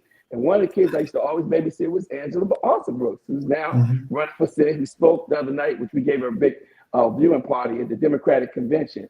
With that being said, my dad would do all these different entrepreneurship. He went, I never forget, he went and he got his real estate license. He took me to, he was trying to pass that. He failed the first time, and he passed it the second time. And he took me to his non-real estate. I remember that. And he took me there, and he was the only African-American in the office. It was on a Saturday. Never forget this. And he never prepped me for this. He just told me, just bring your kid to work day. And I was the only kid that came, right? So he brought me, and I'll never forget, my father just started talking totally different. Oh, yes, sir, Frank, how are you? Great. Everything's great. You know, I did my due diligence on that house. I'm like, who is this? I don't even recognize this guy. This is the guy I drove over here with. So when I got in the car, I never forget him telling me, I said, Dad, why was you talking like that, right? Son, you know, you're going to learn in life. If you want to become successful, you have to be professional. You know, daddy is daddy at the house, and daddy is daddy when I'm around anything else. But when it comes to business, you carry yourself with total professionalism always. And he instilled that. And one time I slipped up and called his friend by first name. He gave me a look that could kill. You hear me? Because the friend was being real down to earth and playing with me, and I called him Scott. My father looked at me and said, his name is Mr. Scott. And he took me in the other room, and I don't want to sound like child abuse, but he punched my chest so hard, my chest followed his fist for about an hour and a half. I mean, he's like, don't you ever call an adult by their first name, right? So my father, he ended up, you know, started everything from, he got into real estate, he was selling houses, he started a little small construction company, he was refurbishing apartment buildings, and then one of his friends ended up opening a McDonald's. I mean, he worked at McDonald's when they were younger, and one of the ones in the city. He ended up working his way all the way to the assistant manager, and then back in the 70s, McDonald's wanted to reach out into the urban community because they was making a lot of money in these urban restaurants, quite naturally because, you know, we don't cook dinner because it was, you know, total families, black families went together with single family moms who had to work. So we went to McDonald's. We even went to McDonald's because my mother didn't like to cook a lot. So his friend he got into this program that McDonald's started. It was an African American or a minority program to own a McDonald's. McDonald's thought that'd be a good thing to do, and they're right. It was a great thing to do. And when he opened that McDonald's and started going to the next level, my father was just so tickled by it. We used to sit there at that table and he would tell us stories about Ray Kroc. Now we all know that name today, but back then nobody knew Ray Kroc, but my father did the research. He knew how Ray Kroc started selling milkshake machines and how he met the McDonald's. I know the whole story, man. I probably know Ray Kroc's blood type. And he said, and preached that to me and preached that to him. Then he got involved. How can I own a McDonald's? He thought it was about the money, but it wasn't. You had to go through this strenuous program where they fly back and forth to Chicago and you had to go to Hamburger University. You had to be approved. And after years of going through this program, I got to say this part. My father was working at a McDonald's on Branch Avenue in Prince George's County. And one of the kids went to high school with me, saw my father working behind the counter, and came back, back in the day, we used to Jones, it was really Jones and such, right? I saw Lance's father working behind, they going broke. Oh, he driving a Lincoln Continental. We probably lost the Lincoln Continental. He working at McDonald's now. I said, I have you know that my father is working at McDonald's because you're in power McDonald's, fool. So I had to tell him that, right? And eventually, my dad got approved to get a McDonald's and told me that we're gonna have to move to Iowa. Now, the average kid, especially from Prince George's County, like, Iowa? I don't want to move to Iowa, right? So I was like, Iowa's some good wrestling in Iowa. That'd be a good place to move. And right when we got approved to go to, because there's no more availability in the DC area, all the franchisees had taken all of the rights to the space. So the closest one was Iowa. My father ended up having a heart attack and dying. Never getting to live his dream, but that stuck with me. With me. Now, I went to school to be a dentist. So I took biology at Morgan because I was going to go to grad school somewhere else to become a dentist. And I minored in marketing because I just thought I'm going to be a businessman too, right? And when I got up there, to Morgan and took up biology and marketing. And when I actually left Morgan and came home, only because my granddaddy had died, that same grandfather who didn't believe in my father, but loves my father to the day he died, right? He died. And my grandma, I was her favorite, so I came back home for the first time to Washington, D.C. When you're a kid, the only thing you know in a car when you don't have your license, how to get from your house in Maryland to your grandparents, your aunt, your uncle. You don't really know other than when you start taking a bus and you don't know it. But when I came home with a car. And my first time experiencing what DC was like, and it was amazing to meet all the people that went to Howard University, who was robbers, and it was a great experience. But I quickly went on to, before I left, I had a young lady who went to Morgan, who was my girlfriend at the time, made me a resume because they had career day in McKeldin Center. And all the big IBM, Xerox, all of them were in McKeldin Center. And she was a senior. And I was like a sophomore, right? And to make me, I saw the thing the first day, it was 2 days. And I was like, I ain't gonna lie, I was a little jealous. Like, God, look at them, they all dressed up. They don't dress like that. They get jobs, they're gonna go off and have a career, and I wanna make money, right? The only job, I only had a couple of jobs in my life. And one at Morgan was working at Pizza Hut, right? And making the pizza, right? And I just said, make me a resume. She said, but you haven't graduated. And I said, look, just make me a resume. So she made the resume. You sure you want to do this? I had one suit. It had a little hole in the side of the thighs. It was too tight. It's something I wore in like 10th grade, right? And I put these little round glasses on that I found, right? Try to look studious. And I went to McKeldin Center. I interviewed with all these companies. When I came on her, she said, man, what if they find out you haven't graduated? I said, look, I don't have nothing to lose. When I went in there, right, I don't have a job. When I leave there, I don't have a job if they fire me. I don't have nothing to lose. All I can do is try. And I ended up getting a job making $40,000 a year. They had a company called W.W. Granger. And I was always the first one there. It was down on the Pulaski Highway. I was the first one there and the last one leave. I walked so fast. Good morning, good morning. And the first day I bought donuts. I bought donuts for 2 months, every morning. I bought a donut. I didn't even have money. So this was in the 80s. This was in the 80s. Yeah, in the 80s. Yep. I bought donuts for everybody. And I was the only, it was one other African-American there and me. And I was making 40. That was way more than I had ever thought I would make at that age. Because you got to figure, I was only like 17. I put on my application, I was 21. But I was like 17, right? And, I had turned 17. And backtrack. So your initial impact was hearing your dad every day influencing you and inspiring you, and that resonated in you. Because I hear the way you talk now, you probably sound like your dad. Yeah. And I hear you motivating others the same way. So that initial inspiration came from your dad. So then you was in money this came about where you got that job at an early age. Go ahead, continue. Well, in my dad's words, son, I want you to go to college. I want you to get a degree. But for some reason, you don't get a degree just like your daddy. I want you to be in sales, or I want you to be an entrepreneur. Dad, why you want to be in sales? Son, don't ask me something that ridiculous. Why? Because the more you sell, the more you make. You see, son, if you're in sales, nobody can put a cap on your income. You can sell islands, you can sell boats, you can sell high-rise buildings, you can sell anything. You don't have to sell cars, you can sell anything. And you can write a ticket to your future in sales. Now, I love the fact that you want to be a dentist, but Lord knows if you don't do it, don't be ashamed. Be an entrepreneur or get in sales. That's what he said. He said it over and over again, you know? So that kind of stuff, the man used to always talk to me. I mean, God. And I would listen to him. You would think you're a kid, you're not listening to all that stuff. He would talk to me all the time. But I say to people all the time, they have kids. I know I don't have any kids yet, but they so lucky when I do have them. God, Lord have mercy. But I'm going to talk to them and talk, because that stuff actually, they say rap music don't influence kids. Yes, it do. Think about when we were kids and we were sad, we listened to a slow song with them earphones, we just listened to it over and over again. It influenced us.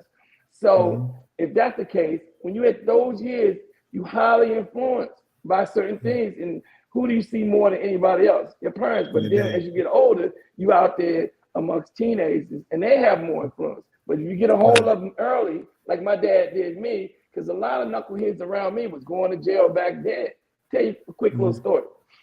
It was a 7-Eleven that my dad always would say to get him a pack of cigarettes or whatever else he wanted. On a Sunday, which we ate Sunday dinner, was when my mother threw down, made a real good thing on Sunday, right?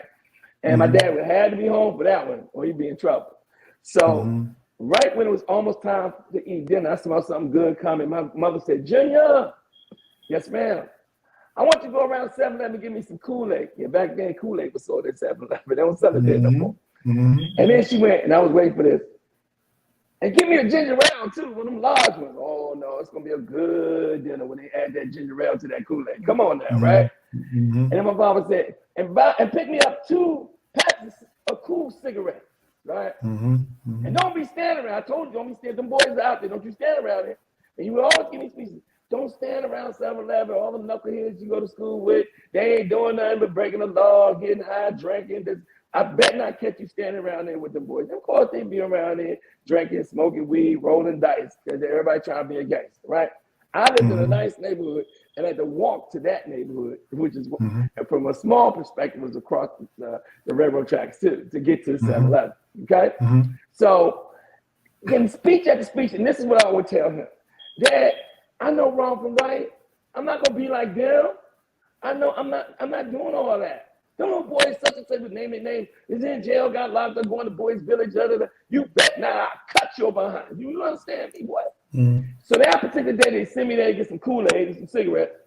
I get around there, and the first person that I see is a kid, right when I was turning the corner to 7-Eleven, was a good kid that I've known since elementary school. Just as nice as could be, straight A student. He was just a nice guy. But his older brother was a knucklehead, right? And all the knuckleheads, just like normal, just basically standing in front of 7-Eleven, smoking weed, rolling dice, drink big bumpers of bull, drinking. And so me and him just talking. But then we see 3 other kids that went to junior high school with us. And they were like, they trying to be cool too. What's up? What's up, Lance? What's up, bro? What's up? This, that, and other.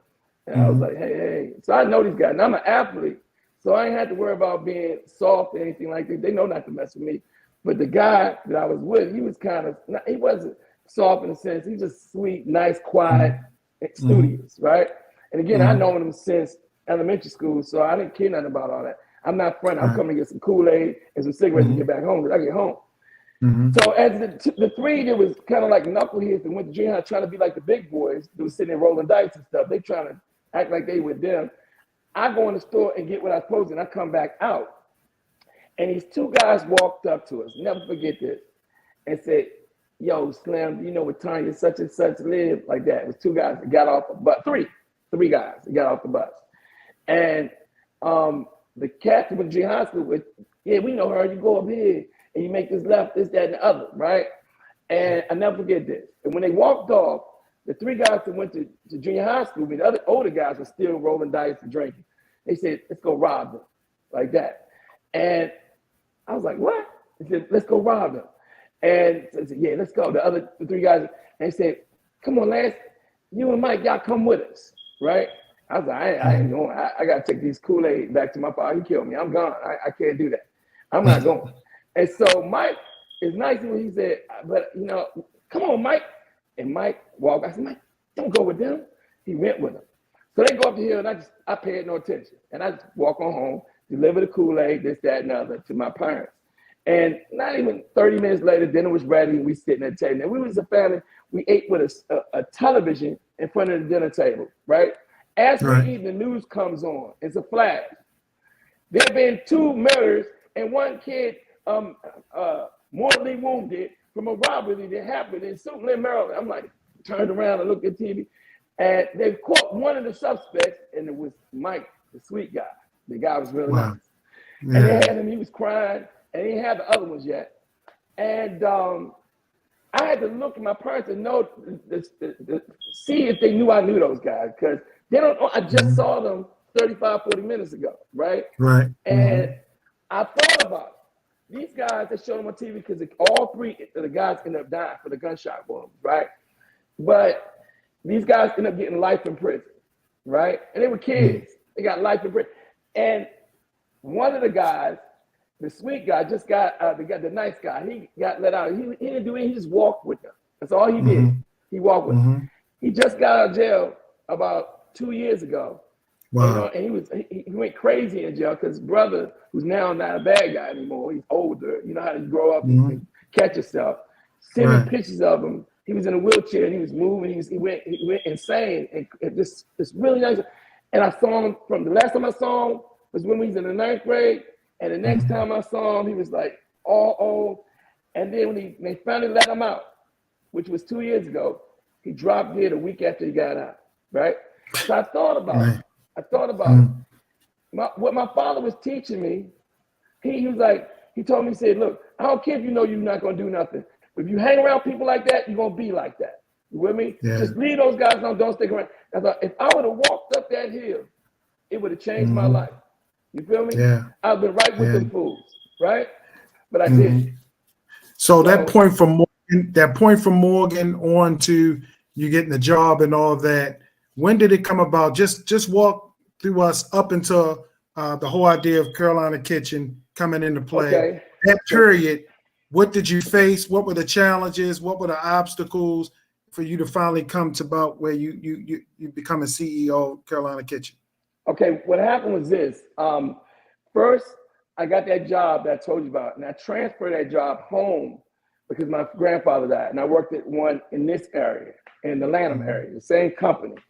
And when I was coming in every day, I just kept telling myself I want to be an entrepreneur. Even though I'm making good money for this age, I'm making great money. But I would look at everybody around me who's working and say, you know, I don't want to be like them. They all talking about they want retirement and profit sharing. And I'm like, man, I want to make my own profit. You know, I'm tired of making other people. And I would hear how magnificently successful this company was and how they were a $400 million company. They did that in 40 years. And I'm thinking, I want to be able to build something like that, you know? So it was me and this guy that went to Maryland. It was a Caucasian guy and European guy. And we were the youngest there. He was probably 21 and he got a good job in the warehouse. And I would tell him all the time, I'm not going to be here long. I'm going to leave this job. I'm going to start my own business. He's like, yeah, right. Give up all these benefits. You're crazy, Lance. You're crazy. I said, I'm telling you, I'm going to do it. So one day I said, you want to bet me $1,000. I'm only going to be here for 6 more months and I'm out of here.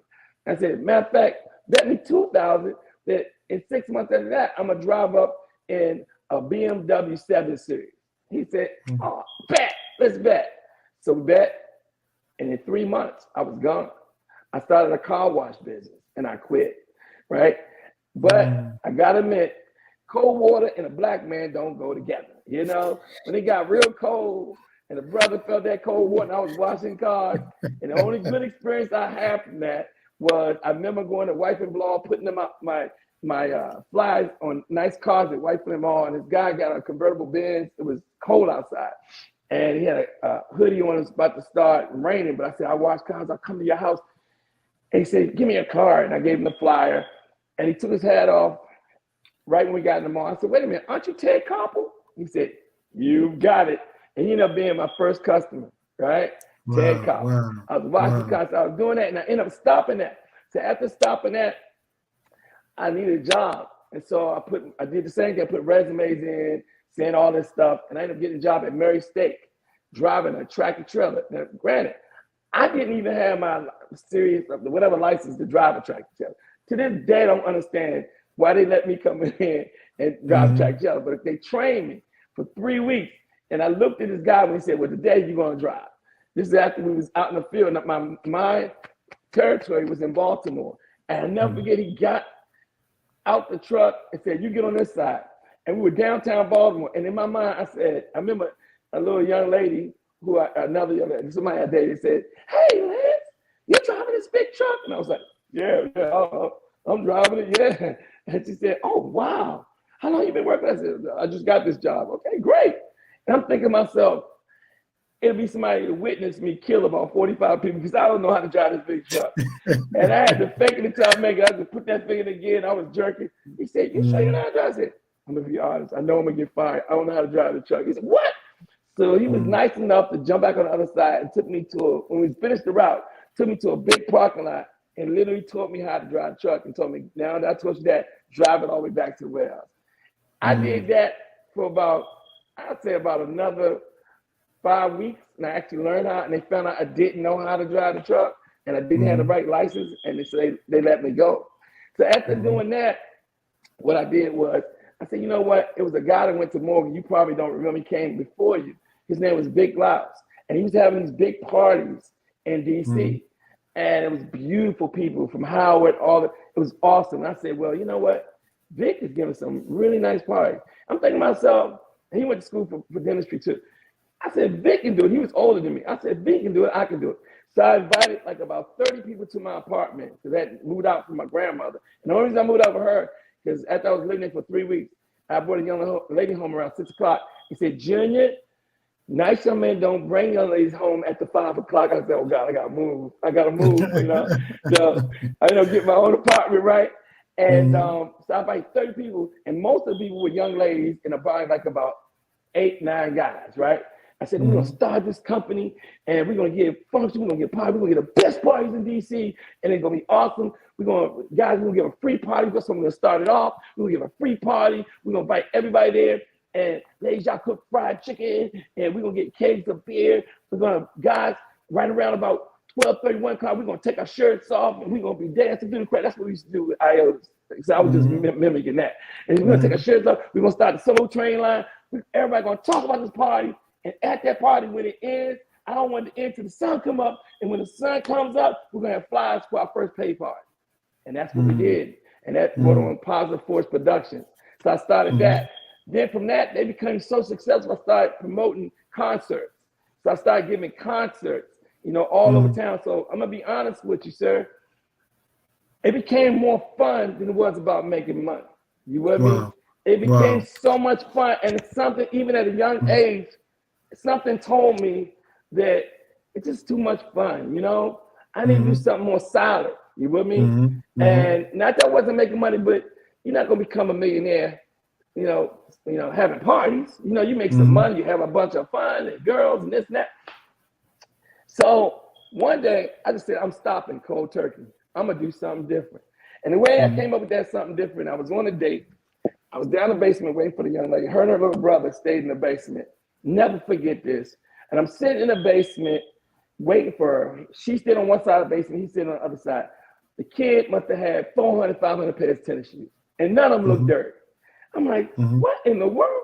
So when she came out I said, your brother got all these t-shirts. You can't even wear all these t-shirts. I know he buy a new pair every day, sometimes 2 or 3. I said, how you getting the money? And she just smiled. I don't know. I be trying to tell my parents he's doing something. But she lives in a nice house too. I'm like, what? So right then and there, when she went back, a light bulb hit me. Some of the greatest ideas hit you. And what I want to say to everybody, when you think about ideas, right? Don't just think about it. You got to be about it. You with me? I said, I'm going to open me up a tennis shoe and sweatsuit. I'm coming. You know, I'm going to open a store. So help me goodness, because I had friends that bought a lot of tennis shoes. I know it's some money there. So lo and behold, I ended up meeting like 3 weeks later, this older lady who owned a kid's store. And she put me underneath her wing and taught me all this stuff. And a year later, I had the keys to a brand new store called Out of Bounds Sportswear. That was my first turnkey business, right? Now, because I knew a lot of people, I was able to market people coming to it. But then it took it a step further. I ended up making commercials on my own. Here go one. Fashions to splashes, new styles galore. Welcome to the store that you've been looking for. By 1989, to be the store of the year with the Gucci in LA gear. Sergio the Key in bag guy jackets. Look out, Gucci shoes, yo, what a racket. If you want a bumper style to make the females hop, Out of Bounds, yo, that's where I shop. I shop it out of bounds. I shop it out of bounds. We shop it out of bounds. We shop it out of bounds. 3656 St. Barnabas Road, Model Heights, Maryland. Yo, that's where I go. European sunglasses, the cock tees, prices so low. You know, we can be beat. A new look, a new style. Hey, whatever you want. More than enough styles for you to find. So if you want to look good and you want to get down, why follow fashion trends? Step out of bounds. Man, look, I wrote that thing, right? And put some music behind it, right? In a little studio in this friend of my house, he had a little beatbox and we made the little music. When that song came on the radio, people were coming in stores by the droves. You heard me? And for about 2 years, I'm killing it, making more money I ever made in my life. And I can just straight tell you, I'm telling you, it's not to impress you, but to press upon you. You know, dreams do come true, even from the smallest level. Now I'm making $40,000 after I paid everything. Matter of fact, to me, that was a lot of money back then. And when I'm making $40,000, I know I'm making more than most people would ever make in 1 month than most people make in a year, right? And I remember never going to the bank for a month. I'm sorry, for a month, yep. And after I paid all my bills, I had $42,000, and I hid it in the restaurant, and I stacked it all over the back floor of the store when we closed, and just rolled through it, saying, I'm rich, you know. And I wasn't really rich, but I thought I was, right? And it drove me, but then all of a sudden it happened. Hussein went insane. The Saudi Arabian war started. And back then, CNN was the only game in town. And they showed the war live. The whole country thought the world was coming to an end. People was stacking up on groceries. They thought they were going to drop the atom bomb. They would see these missiles and stuff. And people would stop shopping, stop buying cars. The country went into recession real bad. Everybody was scared, right? And my store went from seeing 600 customers a day to seeing 5 to 6 customers a day. And after that war went on, they kept saying, it's going to end, it's going to end. That war went on for 2 years. And maybe almost 2 years in, I had to do something I never did before and still haven't done to this day. I had to close a business. And it was the most depressing thing ever in my life, man. Because I had a nice place. I had bought my very first Ferrari. And I had to close. I was in my Ferrari was on repo. Oh my Lord, it was real bad, man. My Ferrari was on repo, man. It's one thing to have a car on repo, but I have a Ferrari on repo. You heard? So now I gotta go get a job, move out my nice house, be all sad. I was, you know, it's one thing when you're making money, you're successful. And I always tell people, I'd rather be broke and be on government cheese than to be thinking you making it and you rolling and lose it all. That's painful, man. That's so painful.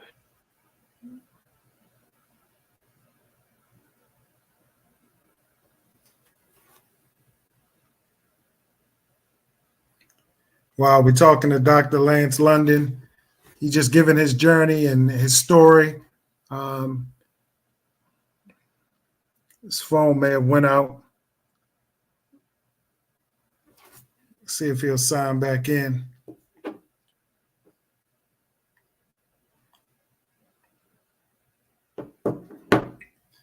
Once again, we're talking to Dr. Lance London. owner, CEO of Carolina Kitchen.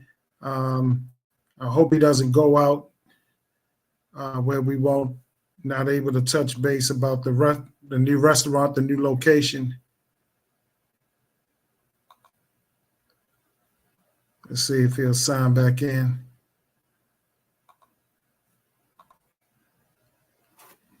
We'll wait to see if he'll sign back in. I'll show this meanwhile. We did we fed the football players at Morgan State University for spring football. And after they played the spring game, we were able to feed them. So when we fed them, Carolina Kitchen provided the food and the service for that day. And when I tell you, they had a spread laid out for us, for the players rather, and the coaches. And I just want to show you that spread.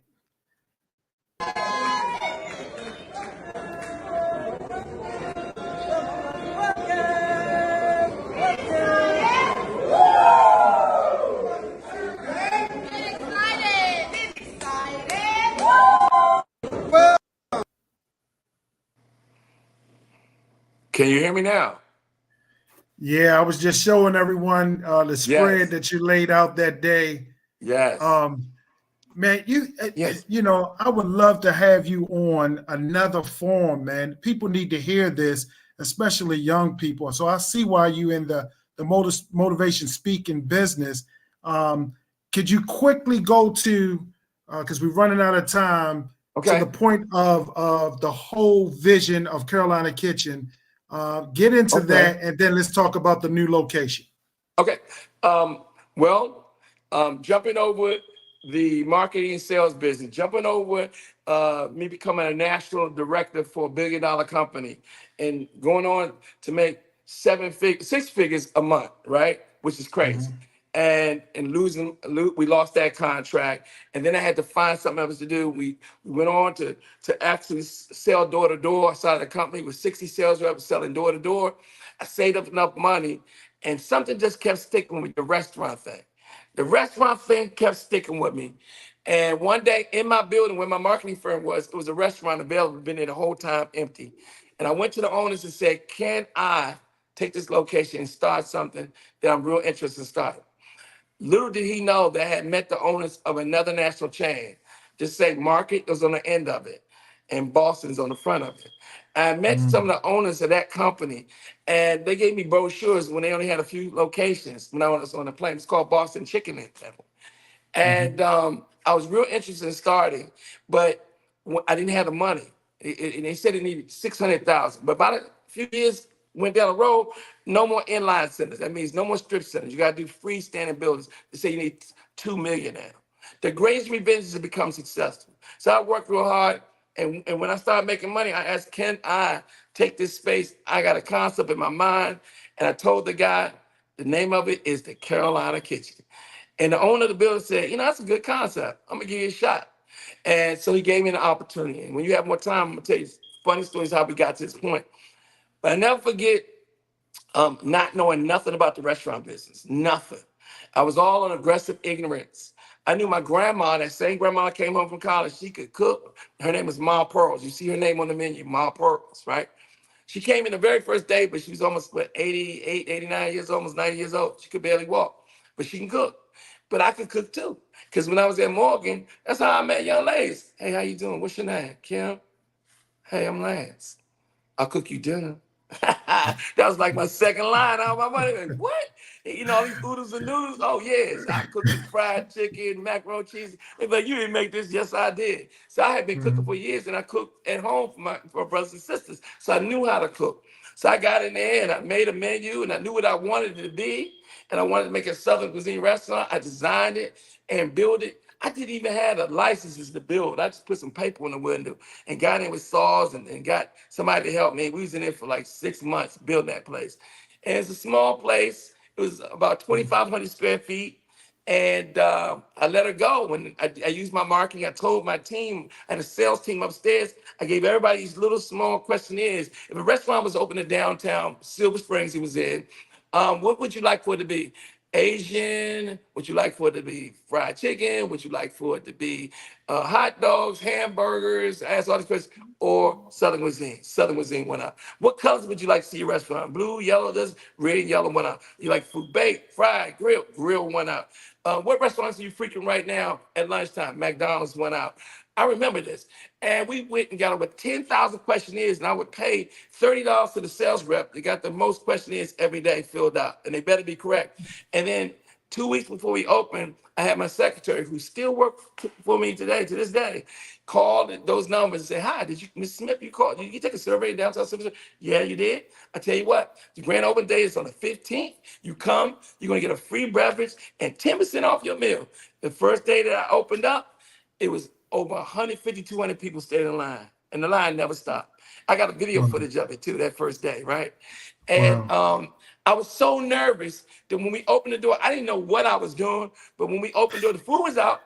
You know what I mean? I said, "Welcome, welcome, welcome." That just came out of my mouth.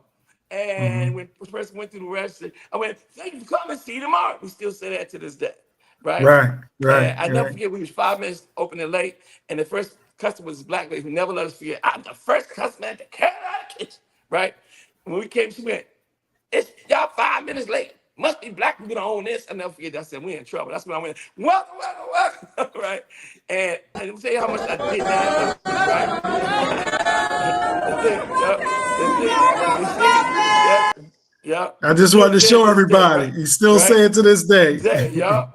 And I never forget, I was so unexperienced. I made macaroni and cheese one pan. I made everything once. I thought that was gonna last all day. So that was another problem, especially on the first day. We found out everything. We get cursed out. We got cursed out for the first 2, maybe 3 months. But I was overly nice to everybody, good customer service, apologizing, and they knew. And they were just proud that a young black man was trying to do something positive. So a lot of people forgave me, but I caught up with it. I maybe slept 1, 2 hours a night, worked 7 days a week for 7 years. I had the only key for 7 years. How many people could do that? In an industry that's known to be one of the toughest industries in the world. Try it, you'll like it. Yeah, it's tough. The restaurant business is nothing to play with. For 7 years, the only day we closed was Christmas. That was it. 7 years. And guess what? After the first year, I started feeling like I'm starting to get it. The second year, I was like, "Oh my God, I'm really getting it." Third year, well, man, I'm starting to make a little bit of money. Fourth year, I was like, I actually can pay myself. Fifth year, I was like, wow. And then all of a sudden, as I went along, some years went past, right when we started making it happened. The restaurant caught on fire, right? And when the restaurant caught on fire, a Mexican restaurant on the block burned the whole building, everything down, right? And my insurance company didn't want to pay me, right? They just didn't. I had a little rinky dink come out. I was young, I didn't know. And insurance companies trying to find every way they can not to pay you. So they didn't pay me. I had to sue them. And that lawsuit's still going to this day, but they didn't think I would become successful. I can fight it now more than I could fight it back in the day. They was banking on me just leaving it alone. I've never left it alone. So I got a big case still going to this day. That was way back in 2004. Was it 2004? Yeah, 2004. But even that, I'm sure it's so many things that you're not saying now. You had to convince your team to hang with you for 7 years as well, correct? Yeah, I got the same. Like people ask me all the time, how do you keep the same people? I say, because I tell them all the time, you don't work for me, I work for you. I work to set a good example for you. I work to show you that it can be done. I work to show you that I want you to be better than me.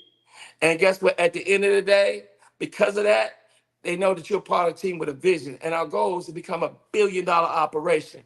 And I've constantly taught that. So when people ask me this in business, especially restaurant, how do you keep the same people? Jesus, you got the same people, It's because of that, It's not always easy, rough, but you got to learn how to be, being in the restaurant business, one of the toughest, if not the toughest business or industry in the world. I think, when you think about the restaurant business, these are the people that want to get involved. You ever notice that every rapper, every singer want to own a restaurant? Every actor want to own a restaurant. Every professional athlete want to own a restaurant. There's all these entertainments want to own a restaurant. Tiger Woods, Michael Jordan want to own a restaurant. And it's weird. The restaurant business is really the entertainment business. And it can be very rewarding, especially if you have a good one, but it's hard to do. That's why all those athletes and stuff, they go out of business. Like 98% of all restaurants go out of business the first 1 or 2 years. They're gone. And that's a real figure. That's almost the whole 10%. You with me? So let me ask you this. How did you maintain the Southern cuisine flavor all those years and hiring chefs? You had to show them what you wanted as far as the menu and the flavors from that cuisine. How did that work? Good question. The good thing that I have going for me is because I created the restaurant from scratch. I ain't hired no consultants. Right. I was on the ground floor. I created all those recipes. I used to say, my grandmother created it because it sounded good. No, I created it. Because I created it, I wasn't in hostage to some chefy dude that I had to pay. And when he leave and be a jerk, now I'm lost. Now the food gonna taste different. Got you. I created it all. So now because I created it all, I can teach anybody how to cook it. Does that make sense? And that's how I maintain it. But the one key thing that I think that I have over, it's two different other types of people try to open restaurants. Either it's some chefy dude that went to chef college, can cut a lemon into an eagle, or it's some really successful businessman who understands business. I'm opening me some restaurants to make money, So these are the two main ones to start.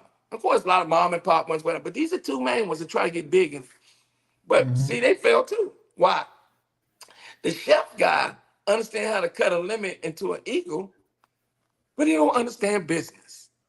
The business guy understands how to P&Ls and profit loss and all this stuff, but he don't understand the restaurant industry and how to cook. Me, just so happening, just a blessing, I know how to do both. I'm a businessman from a young age, right?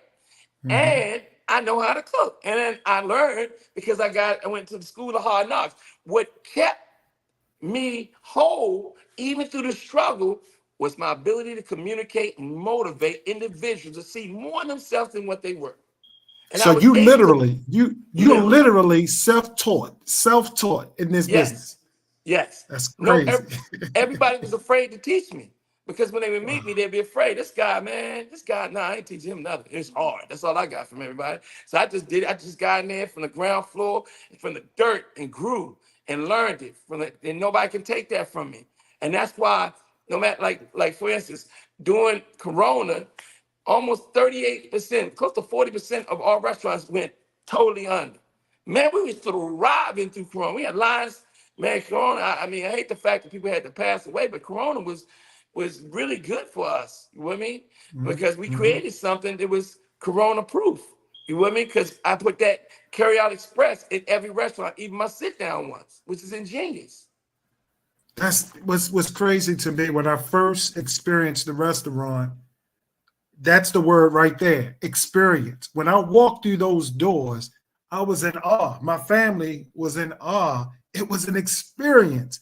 And I didn't find out till later you went to Morgan. I didn't find out till later we had mutual friends, but it was an experience, man. And you're bringing that to Owens Mills, my neighborhood. Share where that is. Do you have a hard date yet? And describe what we're going to see in that Owens Mills location. Largo, Carolina Kitchen. Boom. First one after I burned down, a year and a half later, boom, here come Largo. 2 years later, boom, here come Hinesville, Carolina Kitchen by the University of Maryland. A year and a half after that, DC. 2 years, 3 years after that, Brandywine, right? And now today, I just opened up maybe like 7 months ago, a new Carolina, because now I'm ready to scale because I have a pet company too. And that's a whole nother story. You can do another show on that. I own a big pet company that manufactures pet vitamins, cleaning products, stuff for their teeth, and we ship all around the world, right? It's called Nuvetica, your pet's choice. Okay, so I stepped away from my restaurant business to create this other large company. And I decided like about a year, and I did that for 7 years, but still, Carolina Kitchen was still thriving. But I turned around about 2 years ago and said, you know what? It's time to scale the Carolina Kitchen. It's time to build new locations. The first one opened 7 months ago, and that's the Carolina Kitchen with plant-based options. That one opened up, and true to form, I tweaked the look. The build out is gorgeous, and it's absolutely gorgeous. It's in Capitol Heights, Maryland, right off the Beltway, exit 15 off 495, and 1,000 customers a day. 1,000 customers a day, which is a true. You know how many restaurants do 1,000 customers a day? Who does that? You know, that's such a blessing, man. 1,000 customers. You know, it's just amazing to see people walk through that door with love, and I appreciate them. And it's hard work to prepare the food. So with that being said, I signed for 8 more units. You know, another one being founded in Baltimore. We get somewhere around about 3,000 Baltimore customers that come down to DC and all frequent all our restaurants a week. And I knew I had to find a good location. I started to go downtown Baltimore. I had a spot. I was going to sign for it at the harbor, but decided, no parking. And so the shopping center near your home, Mills Run, I think shopping center, they came to me about a place that's across the street. There used to be a Don Pablo's, 12,000 square footer. When they was going to do this deal, they gave me everything. Millions of dollars they gave me to come. They wanted me to come that bad. And they gave me a lot of free rent and gave me a low rent. I was like, this deal too good to be true. I bring my construction team in to take a pre-look at before I signed the contract. And they told me, Dr. London, it's going to cost $2.5 million just to fix this building up. The roof is gone. The grease trap going to cost another $300,000-400,000. His name on. I was like, you know what? And then I still got to build it. So it's like they gave me nothing. They just give me money, make me feel good, sign this lease, and take their money, my money, to fix their building. No, I don't own the building. I backed up. They wanted me so bad that they went, not for me, but they had it in the plans prior already, to build this strip center in front of the movie theater. And it came back to me because I wasted 6 months, making a deal across here. I wasn't jumping at the chance. I had other deals going. So one day my real estate guy called me up and said, Dr. Lund, I think you better take a look at this. Because you said you wanted to be over the center anyway. I said, but they don't have nothing over. They left. I said, but they building something new and they want you to come. I still dragging my feet. She said, got a corner location you can take. No, I still dragging them. So finally one day, she said, no, I think you better go. They leasing this thing up. They leased the one they wanted to give to was a corner. That's now panned, right? By the time I finally looked at it, they called me up personally and said, look, we got one more place left and we really want you. We think it's good for the community. We think you would really do good here. I went up there. All it was dirt. And I saw the movie theater. I saw that Costco across the street. Saw the place all. I said, Lord have mercy. I got to sign for this. Hello, Baltimore. Yes, let's go. And I didn't care that it was a small location. I said, I'm going to squeeze everything I possibly can into this little location. I probably spent, I'm just telling you, you want to see when you see it. I probably spent 8 times what somebody would spend in a location of that size. That is the most plushest, most luxurious, most amazing. Just call me Lance London Elias Walt Disney. Okay, that's how incredible, whimsical that restaurant is. Absolutely amazing. Okay, and I think everybody's gonna be super proud. Soon as my son, when you see the sign go up in a couple weeks, and it'll be go up. Soon after that, we're gonna be open. I'm trying to get it open the next 3 weeks. So I gotta wait for the sign. It's being custom made. I'm doing some special stuff outside the building, some special stuff inside. I'm just so excited. With that being said, that location, I decided I'm gonna spend another 70 grand to convert that one into plant-based as well. So now the Baltimore location, Owens Mills, is gonna have plant-based and regular food, just like my new Central Avenue location in Capitol Heights. So get excited about that. I didn't have it. I had to spend this money, take stuff, put a whole new counter in. It was crazy to fit what I needed to fit in there, but I did it because I knew how important healthy eating was, and I want to give people that option, So I did that.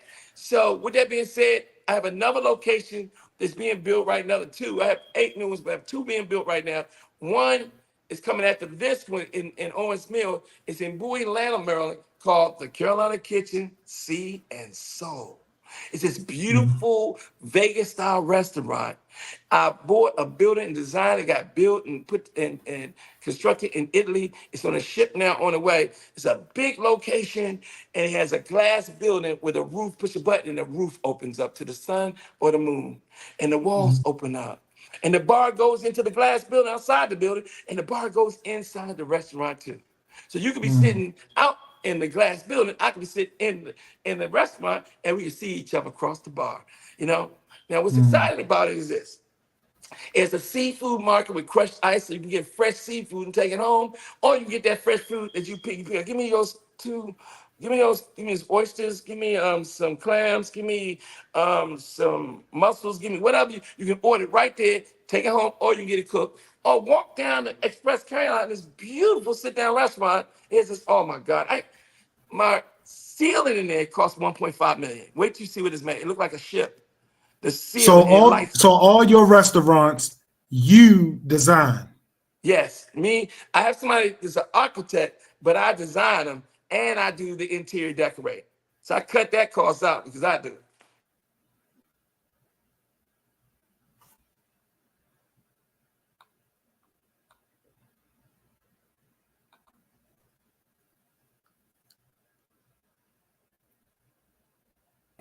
In the Owens Mill, Maryland. What did I say? The Carolina Kitchen? Or did I say the Carolina Kitchen with plant-based options?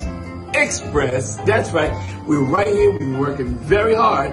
And right now, I want to tell you guys, we're going to have about 3 weeks left for the grand opening right here in Owens Mill, Maryland. I'm so excited. The people are excited. Our staff's excited. Come on. I want to show you what we've been up to. Come on. Check it out. I love art. I love everything about it. I even paint. So it's something in me that maybe I woke up one day and thought I was some type of interior decorator. And I think I do a good job at it. So I go out as busy as I am when it comes to interior decorating. And guess what? That tape, when I did that tape, you can't even get the full experience. You got to see it in person. I did a lot of stuff since that tape. Now, the food, how do you pull this off without not being a chef, though? I just don't understand that part, where the food consistently, all the food, and I've even seen critics come to your restaurant and give the highest grade about the food. How do you do all these years you've been doing that without that chef, without being a chef? Repeat after me. I'm a quick study. Like anything that can change your life, anything that can add value to my life and others, I truly feel that if I decide I want to do it, I learn it. You know, I got in there, you know, and I learned it, and I'm passionate. You know, like now with even like I was passionate about bringing plant-based food. They're saying, I'm not just saying it, people are saying we have the best plant-based food they've ever tasted in their lives. Everybody's saying that. Some lady, this big plant-based, she has millions of followers. She came in a couple of weeks ago and said, I've been all over the world. She thought she was just trying to make me feel good. She said, I've been all over the world. I've tried plant-based restaurants, vegan restaurants, all over the world. This is the best one I've ever tasted in my life. And the reason being, I couldn't stand plant-based food. I'm a regular food eater. But I said, if I'm going to sell plant-based, I want it to taste like regular food, you know. And you know, plant-based food is food, but it's no meat products and milk and cheese. So I went into the lab, I call it the kitchen, and I developed food that tastes exactly. I challenge anybody to come taste our plant-based, our crab cakes, plant-based, totally plant-based, our lasagna, totally plant-based. You with me? We have all kinds of barbecue chicken, jerk chicken, mama stew chicken, totally plant-based. We have seafood gumbos, totally plant-based. I just got in there and I learned it. And I just got in there and I jumped in, rolled my sleeves up. And I'm still that way today. So now I'm doing that with the seafood. I'm making all these new recipes and bringing all this new stuff to the table, trying to add a little twist to it. I might put a crab truck. The place is classy looking. The place is beautiful. But I got to say this one thing. At Sea and Soul, there's a door that you can go through in the restaurant. It lets you into the very first African-American owned and operated by moi liquor store called L. London Fine Wines and Spirits.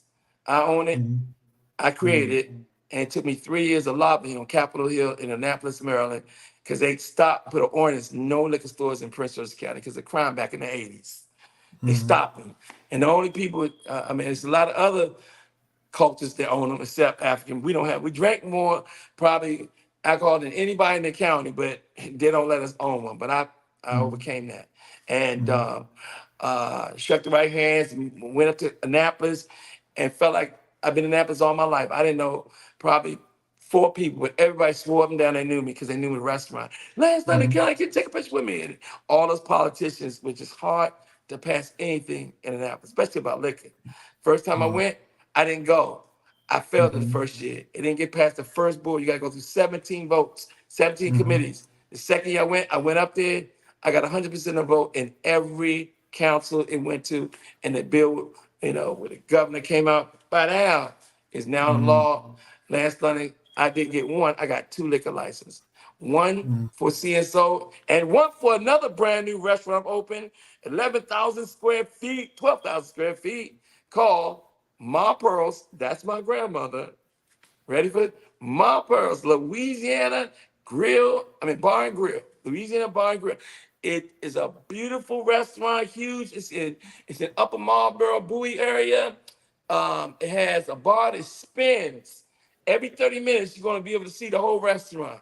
And a wall opens up, and it's sick, man. And that was going to be Louisiana food. Yep. So let's close it out. I'm even scared to ask you this question. Let's close it out with this. What are your goals for the next 10 years? I'm scared to even ask what's on that mind on this. In the next 10 years, what are we going to see from Dr. Lance London? One of the things and foremost things that I want to do, one of the goals that I want to do is be the first African American to create a national chain of restaurants. And I'm on my way to doing that. And that's what I'm doing now. I'm scaling up to that. I know how many units I need to get to $500 million, which I'm gonna get there. I'm getting there now, And then I know I get double that to get to $1 billion. I always remember, I call it the snowball effect. You see a snowball, it rolls down a hill. The circumference of the snowball, as it enlarges, it picks up more snow and it gets bigger faster. So the farther it comes down the hill, the larger the snowball gets until it's human size and even bigger than that, right? It's the same thing in business. If you have a scalable business and it starts to scale, as it starts to pick up steam, kind of like what's happening for us, it makes it easy and easy to do multi-units. Like, I never did 8 units at the same. I'm doing 3 at the same time right now. That's unheard of, and spending millions and millions and millions of dollars. You with me? That's unheard of, but it's a blessing that it can happen. So one of my goals is to create the very first national chain, founded by a minority, more African American that is, across this country and around the world. So I know I'm going to do that. There's no doubt. I believe in. You have to believe it to achieve it. So that's one. But the next thing is I want to create 100 millionaires. I've already created quite a few, 6 to be exact, close to 7, right? I want to create 100 millionaires. That means through my teachings, motivation, setting an example, mentoring, I want to create 100 people. And people say, well, why? My dad said, through helping other people get what they want, you'll get what you want. Through helping others. That's true fact. You have to have that attitude, helping other people. So that's 1. And 2, I can tell you right now, if ever anything go wrong with me, I got 100 people to borrow money from. Come on now, get excited. You see what I'm saying? There it is right there. I want to create 100 millionaires, and I know I can do both, and that's my goal in the future, is to do both of those things. Create a $1 billion operation, and to create 100, and don't be surprised. You're going to remember this. You save this actual this interview, and you'll be able to play it back when I said it and say, he said he was going to do that, and that's exactly what I'm going to do. Last question. I know somebody personal that you work with, Dawn Moss. What does Dawn mean to you?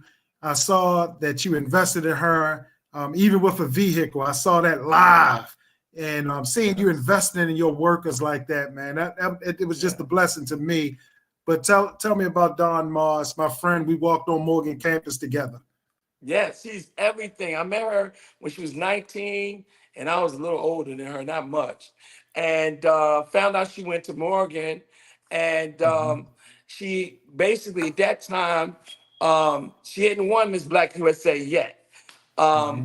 We lost contact. She came to my business, that same place in Silver Spring, way back when I had an office and sales reps. She sat in a couple of meetings, and years later, one of her girlfriends, who God bless her soul, passed away just recently, saw me at Morgan's homecoming and said, "Oh my God, aren't you Don's friend?" And I said, "Yes, ma'am." She said, "Can I get your number if I can give it to her?" And she gave it to me. And the day she gave it to me, she called me and she stopped everything she was doing and drove from New Jersey all the way to come see me. And I had just gotten this big, beautiful house, not the one I'm sitting in, that's another one. But she was all like, "Wow, you've grown." Oh, wow, I said, "It's a blessing in it." And man, look, she flew around and came to work, to my work the next day, and never went back. She didn't ever tell us she would stay in my office till late at night, and she was sleeping in her car, had her clothes, and changed it to Maryland House. That's how dedicated. She wanted to work for me so bad, work with us. And it took a year before she told us she was sleeping in her car and coming to work every day, And I helped her get a place, and she's been with me ever since, all these years. So she's seen a lot of this stuff that I'm telling you about, and she's still with me today. She's a junior vice president of the company and one of the chefs to help keep my food right. You with me? Help keep all the team with the culture and what I teach. You with me? So she's my eyes. She's everything. It doesn't hurt that she went to MSU, Morgan State University. Yes, sir. And Yes, sir. Miss Black USA 1996. Yes, sir. Man, God bless you, man. I really appreciate you coming on the platform. I got to have you on the radio show, and I just got to have you in front of some other young people, man, and I'll think of that and share that with you. But once again, thank you, man. Thank you. And I want to say, you guys are doing a good job with the alumni and the athletes there at Morgan State University. You guys are so passionate about helping the young people to choose Morgan and help recruit people to come to Morgan to show them that they can succeed and have a wonderful experience education-wise, athletic-wise, and it's real. It's like, y'all not doing it for no money. Y'all not doing it for no glory. Y'all doing it all in the name of just the love of Morgan State University. And I just want to say I appreciate that. And I love the fact that you allowed me to come up there and be a part of what it is you guys are doing every year to feed the football team. It's just amazing. You guys, I wish I could give everybody a pill with a glass of water to see how amazing you guys are. So thank you, guys. You got it. Dr. Lance London, thank you, man. I appreciate it. Yes, sir. Man, I got to go back and watch this. I'm inspired. I know some young entrepreneurs would be inspired in watching this broadcast. You got to share it out yourself. But I'm inspired. It got me thinking, and just knowingly that he did this from scratch, learned it, self-taught. That's an inspiration to me, because not many can do it. Not many can endure it. I mean, he spoke about the 7 years, that 7-year window, and I'm encouraged. I hope you guys are encouraged. And we'll be back in a couple weeks with another show. We will definitely have the guest that we had today back, and I'm excited. So I'm inspired from this, and this is why I do this. Community leaders, I love it. God bless you guys.